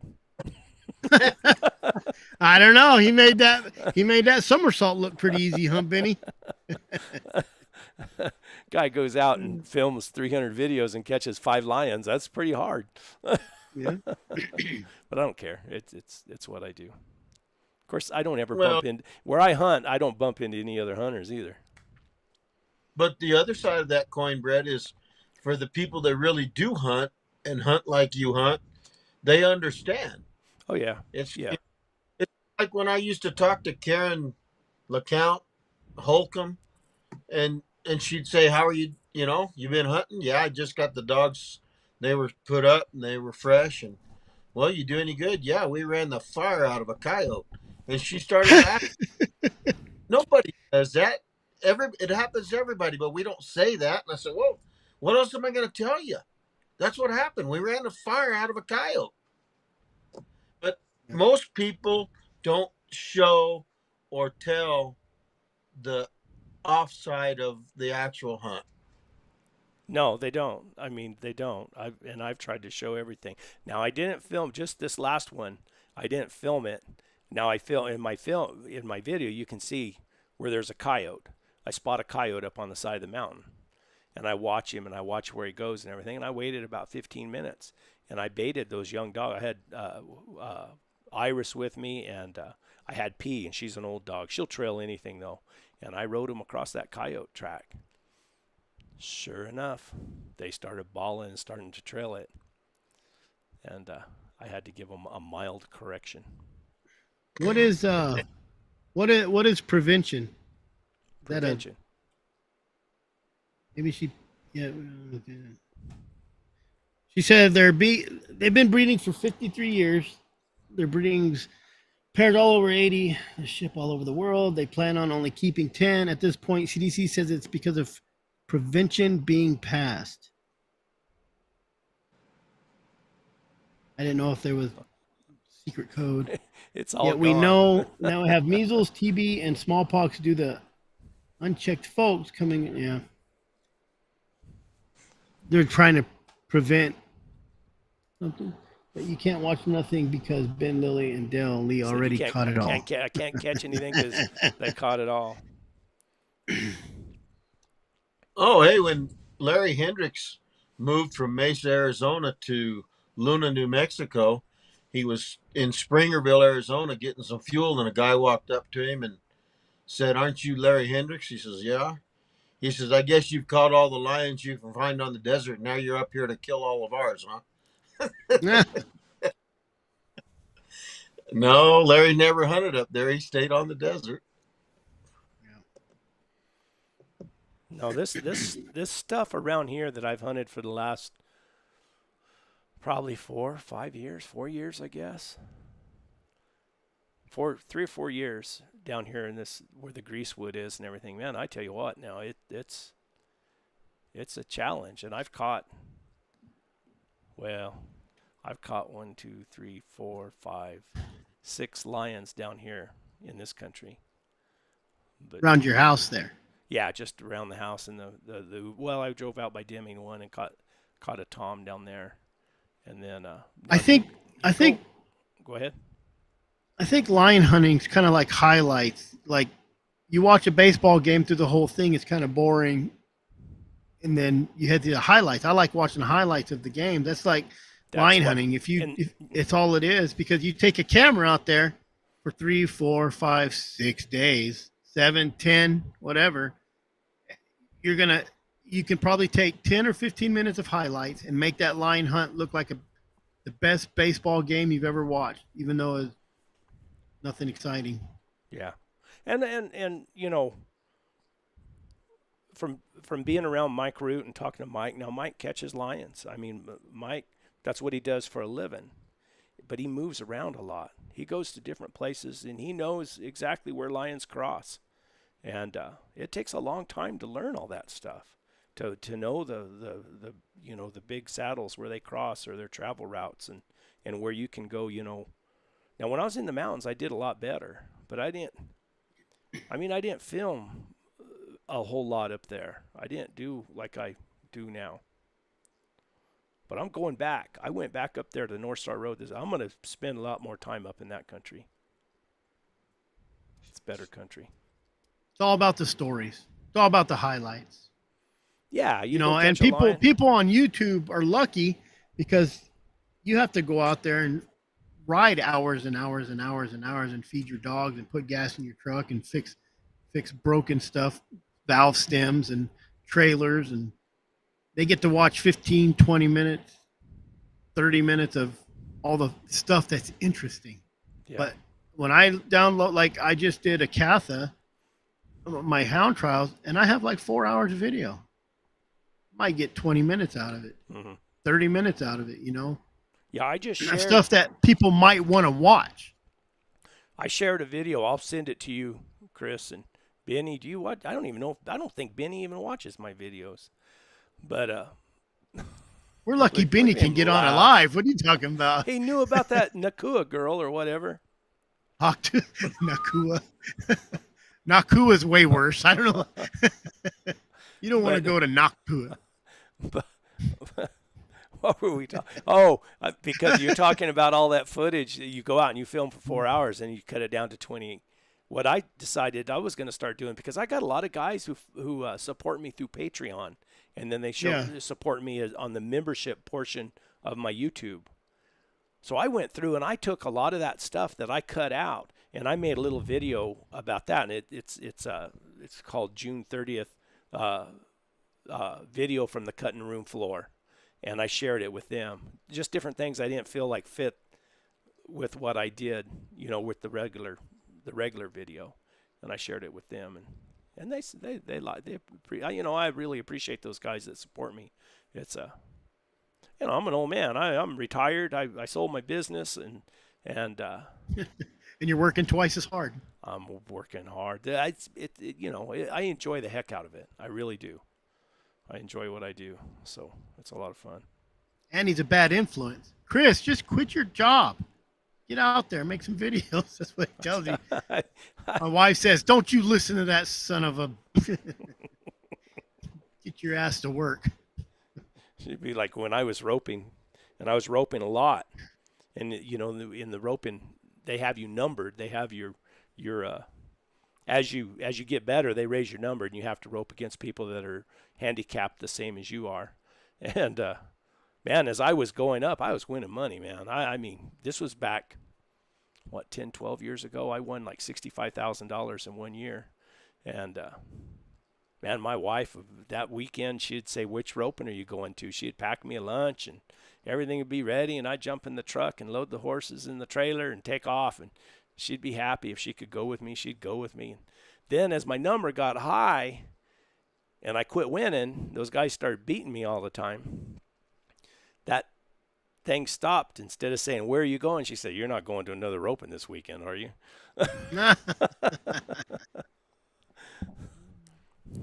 But what else, guys? Everybody tired? We still got I've been up since.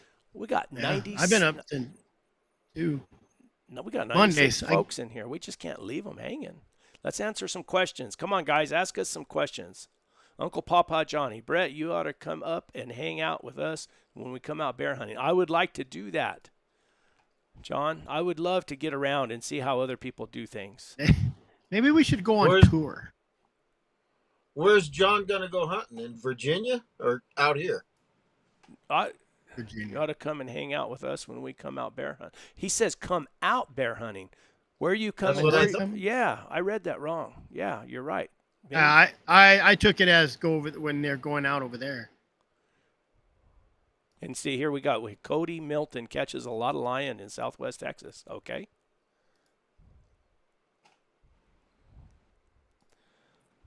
Tell him get on the show. Yeah. Tell some stories. Cody Milton. Let me do my producing job and look. I think that's Don Milton's son. I interviewed Don Milton and And Tom Tom White, yeah.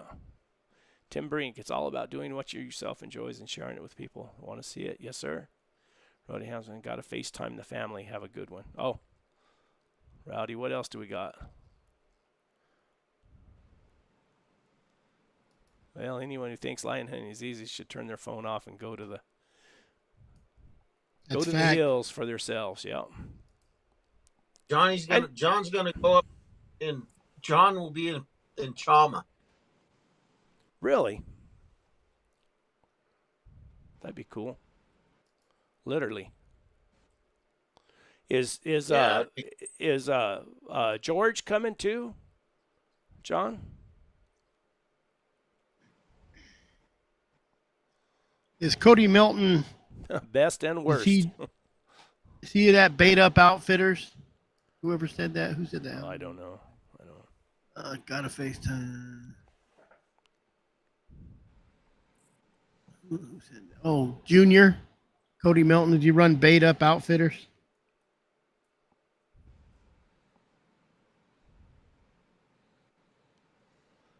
I know quite a few. I mean, Breck Bean and them and his boy, they catch as many lions in West Texas as anybody. They have a lot of good country to hunt too.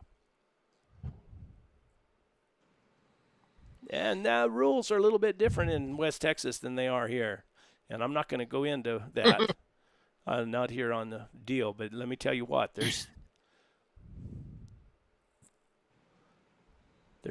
Hey guys, riding stock. There's more than one way to skin a cat. Riding stock. Hey, what is it? you. What? Yeah, the riding stuff. All of that.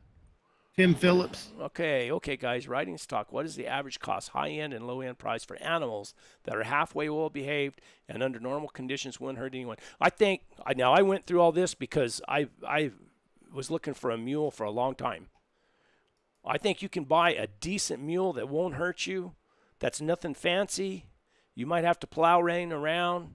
You can kick him and make him go, and he's probably safe for $5,500. I think. Don't you think, Benny? That'll be the low end. Yeah. I mean, you're not getting anything fancy. You're probably going to get something that's, 15, 16 years old, been there, done it. You got to plow rein them around. You got to hammer on their sides to make them go, but they'll go and they'll take care of you. I think you can buy, $5,500, $6,000. If you want something a little fancy.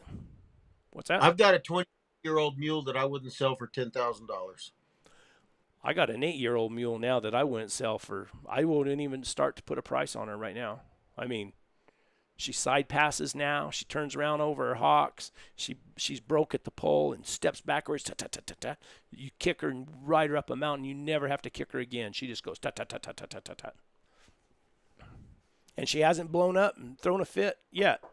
Knock on wood. I'm gonna rope on her too. I roped off my mule. I watched your video. She did all right. Did you ever get your mule in the bus? Not yet.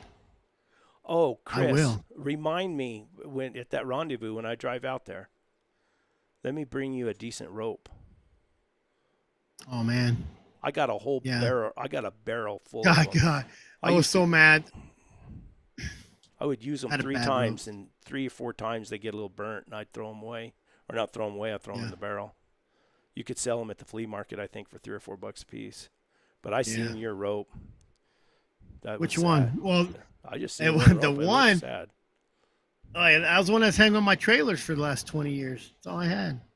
My lead rope got chewed up by a dog. I had a lead rope infused with lead, kind of heavy but soft. Oh, that's cool. Diana Fair sent me a message, said your wife can hang with us girls in the camp trailer. Cool. She said you got to bring some dogs. I'm in Norway looking for wolf kills sheep so we can turn some dogs out on it. Someone's watching us from Norway. TMI Outdoors. Too much information? Well, TML.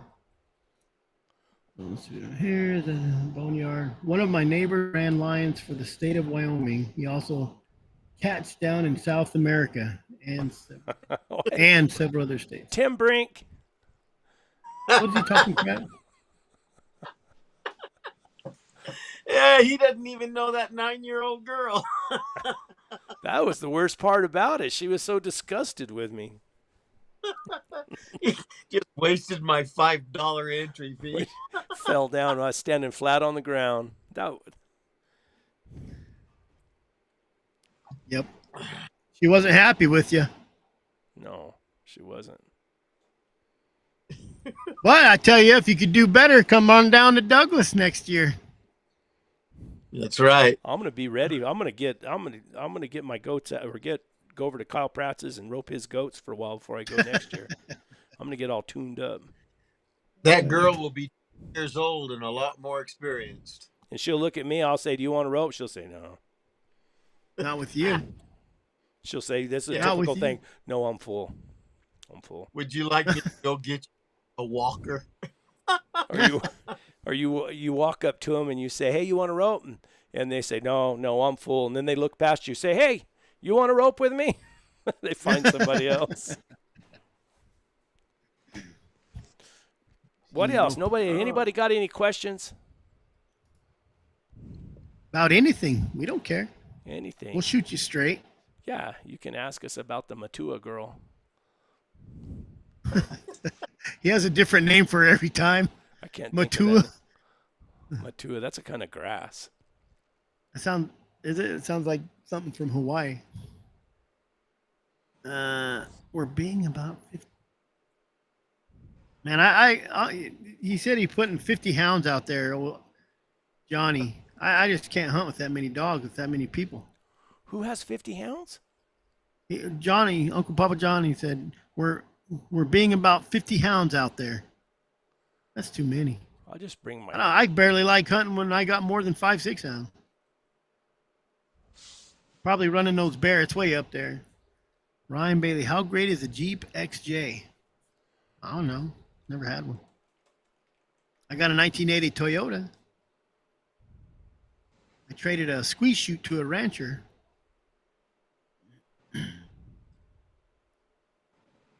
Senior, what do you think of the idea that lot by use should be equal 20 to 30% of the overall value of a property?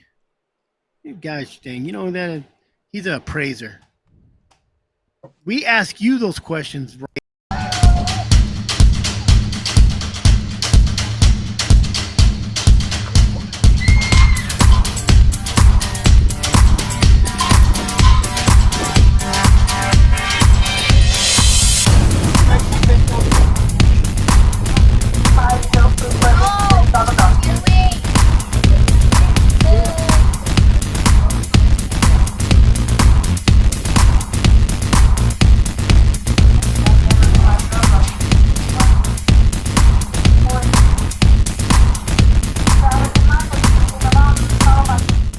See? I used to rope. Any new legislation coming out that hunters should be aware of in your guys' area? There is something. Can't remember what it is, though. I was trying to think of it earlier. Best Somebody's truck asked you've you ever owned, something. Chris.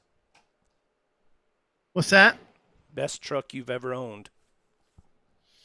Man, my Tundra. I'm a Dodge guy. I've had Dodges. I got 40 Dodges in my yard. Anywhere from 40? 60s to 2000s, maybe more. Oh yeah, I got 60. Yeah, I got a 48 Power Wagon. I got 2 or 3 60 1.5 tons. I have a bunch of 60 series half tons, short beds. Got a 75 short bed.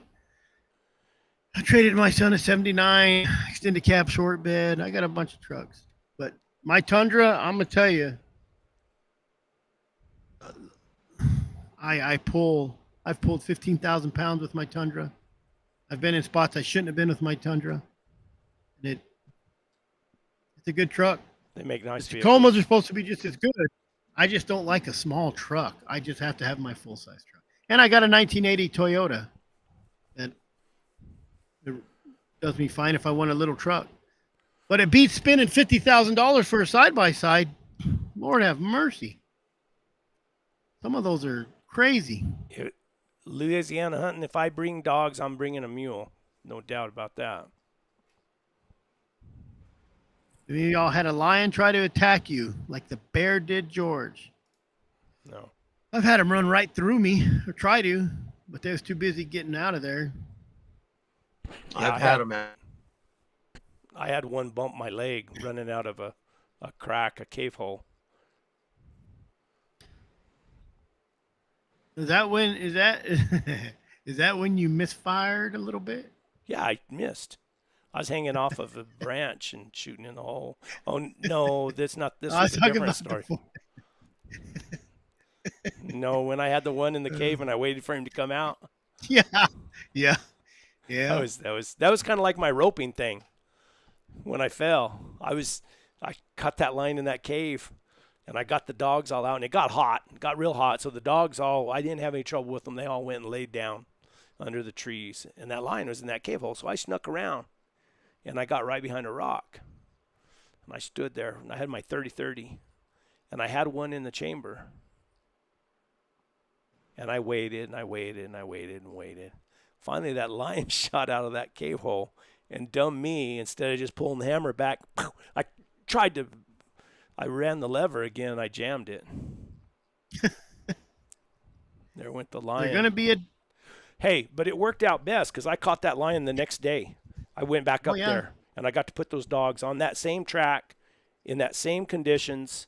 Exactly what it was like. What 16 hours later, something like that, and we cold trailed him to where he spent the night, and then it was really, really cool seeing the difference between that track and like an overnight track, watching how the dogs react to it. The deadline. I think Diane said she put where'd it go? Is there going to be a deadline for tickets for the rendezvous? I think it's going to be August 15th. I think that's right, Chris, the 15th. And it's not for the rendezvous. It's just to be able to get the meal. Yeah. There's no tickets for the rendezvous. That's free to come to. But if you want to eat, you want some of that steak, then it's that's the $25. And kids are $10.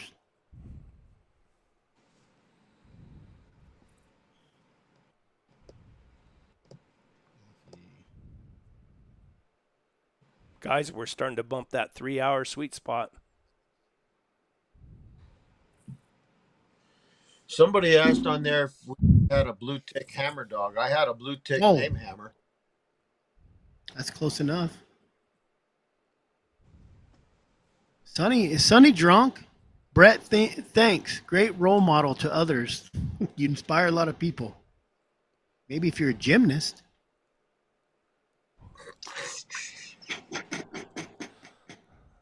It makes me want to ride with him a little more often. Well, Brett, thanks. I think it's time for us to get out of here. Pulled one off a dog once. That was probably foolish, but she was focused on killing the dog. Yes. That's amazing what you can do. Yeah. If you don't have adrenaline, you have no business doing this. Yep. Is that it? Hard to leave when there's over 80 people in here. I know, 88 people. We've had a good turnout today. I appreciate that. I guess people. I don't know if it was the Hawk Tua or the people just wanted to hear you complain. Wanted to hear me bitch. Yeah, bitch about the Hawk Tua. What's his name? The Blackbeard Kennels Ketcha. Steven Ketcha or Stefan, right? He kind of hurt my feelings last week. Hey, Brett, you need to go lion hunting with me. We'll go up there where those lions get on people so that you can have one look you in the eye and want to wring his tail and get on you. I'll bring a big stick. I need to borrow your spear. And I think they're meaner than my spear. Yeah. I don't know. I got it. I tell you what. Now I want to learn that country where I was this last week. I mean, I've rode it some, but man, there's some good places in there. Neat We country. subscribe to the Farrell family. Put more stuff out, Chris. I got like 5 videos I'm working on. You stay after him. Hey, he's got more I'm working excuses on than. it. I'm just so busy taking care of Brett, I can hardly have time for myself. Yeah, he just has excuses. I have to He needs beg. to get I have after to it. beg people for money for Brett. I told Stefan I'm so sick of begging for money for Brett. That's what it was. It's illegal. They were talking about hog hunting and how all of a sudden these hogs, people want to hunt hogs, so they're taking them. I think this was on maybe the Meat Eater podcast or whatever I listened to. And I didn't know this, but it's illegal in some states to kill hogs. They make it illegal. That way people can't bring them in and start their little pack. Me and Benny know a little bit about that. I think I know a guy who bought a Russian boar from the San Diego Zoo Yeah. years ago. Statute of limitations is already over, but I'm still not going to say his name. He's sitting right there next to you. What are you talking about? Decided So there's a guy up here that has a ranch that has pigs on it, and someone cut his fence and they got out. And one of my buddies, it was down on his property behind in his stream, and he shot like 8 of them. And the guy, I guess, called the sheriff.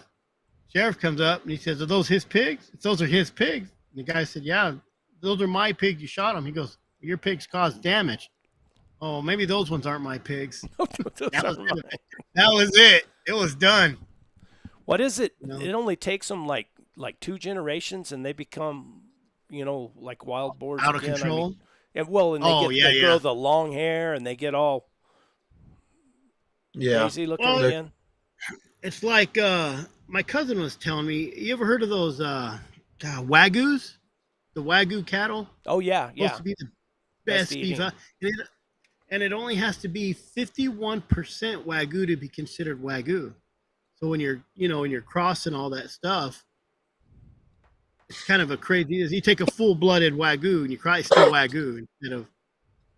It's probably kind of the same with those pigs, so much percent before it goes back to being, I guess, a feral hog. You breed out the. Because I sold pigs to this guy that I was just talking about. All my big pigs. I sold him 15 of them. I got out of pigs, and he come and bought every one of my pigs. Went and dropped them on that ranch. So he breeds them with those Russians to get that wild look. I think, but even the domestic hogs over several generations running wild like that, then they convert or they start looking again like wild hogs. Start getting a little hairier. Yeah, I think so. I don't know much about that, but I think I read that somewhere. It's like those Durrocks. Those look like a wild pig. I don't know. But I wouldn't mind having a big piece of property to throw some of them. What are those? Barbadol rams? Those get looking pretty neat. Yeah. Mm-hmm. But they had a bunch loose over here down in Maricopa, I guess, on a mountain range. And because they're a domesticated goat, they wouldn't, and there's no season on them, but you still couldn't go kill them, even though they've been running wild up there for years. They had, and Game and Fish went and killed them all because they don't want them with a bighorn sheep. They get that because of the scabies or whatever. Yeah, pneumonia kills all them goats. Gets an infection in their throats or esophagus or something. But them Game and Fish, they do what they want. Hey guys, before we get out of here, we got 82 people in here. We only have 48 thumbs up. We need some more thumbs up. I won't be on Wednesday. I'll tell you that. I will be in Tucson. I'll be in Tucson watching my son write me a ticket. I got to go hang out with a bunch of them green jeans. He graduates Wednesday. Oh, so you won't have your live on Wednesday night? I guess I could go live around all them game wardens down there. You could interview them. Undercover. You ever seen that the movie The Departed It's with Jackie Nicholson and DiCaprio, and it's a good movie because a good guy's a good guy. A good guy is the bad guy. The bad guy's the good guy. But those guys, they're outside. There's a twist to it. Well, yeah, the guy is outside, and they're like, you could tell a cop. How do you know? That's a cop. That's a cop. I feel like that's us sitting around at the rodeo saying, undercover guy. That's an undercover guy right there. Benny thinks everybody's undercover. He's talked to me about Man, you, Chris. And yeah, it's funny. The only guy here that thinks everybody's undercover is probably the undercover guy. Sneaky. Look at him. You don't have nothing to say. Deflection. David Copperfield in us. I'm going to call you later on, Benny. I need to talk to you about something. So don't go to bed right away. I'll show you my badge. Oh, I left it in my truck. Guys, are we going to stay on for a little? Are we going to stay on a little longer? Or are we going to get off? Because if we're going to stay on a little longer, I have to go outside. I don't have. How long has it been? It's 3 hours. Probably should cut it. Call it a night. Real quick, Brett. Did you come up with a name for the pup? You have a name for that pup, don't you? No, not yet. Well, someone said Rooster. Oh. I kind of like that. Somebody else said Butch. I had a lot of suggestions in the comments. Don't he have wiry hair? No. Does he have wire? No. He's pretty smooth-haired. Oh. I was going to say you can name him Brillo. No, he's pretty smooth hair, really. I got to be around him a little bit more. Something will come. And then I had a lot of suggestions in the comments on my video. So. Oh, look. Benny just got busted. He has green overalls on. Why did we not catch that? Brett, you should name that pup Hawk. Hawk? Hawk-Tua. Hawk-Tua? Hawk-Tua. No. Hawk. H-A-U-K? He's pooping in on the hill. And if he doesn't work out, then just spit him out. Just Tua him out of there. Okay. Fonzie? Rudolph, Fonzie, Festus. Somebody told me if I had a dog named Festus, good dog, good coyote dog. Lurch. Rang. Lurch. Reminds me of the Addams family. Name him Roots. Name him Roots. Roots. I don't know. I don't know what I'll call him. Okay, guys. All right. Thanks for everybody coming. Yeah, what else we got? Rendezvous, everybody. Real quick. August 24th, Rendezvous. PickandShovelOutfitters.com. Sign up. You don't have to sign up, but you should. These people are going out of their way. I won't be on Wednesday. The Farrell family, the antidote of a houndsman, and Benny Griffith, 575-639-2642. Give him a call. It's 575 Hawk-Tua. That's all you got to put. All right, guys. Thank you very much. All right. Appreciate it. See you later.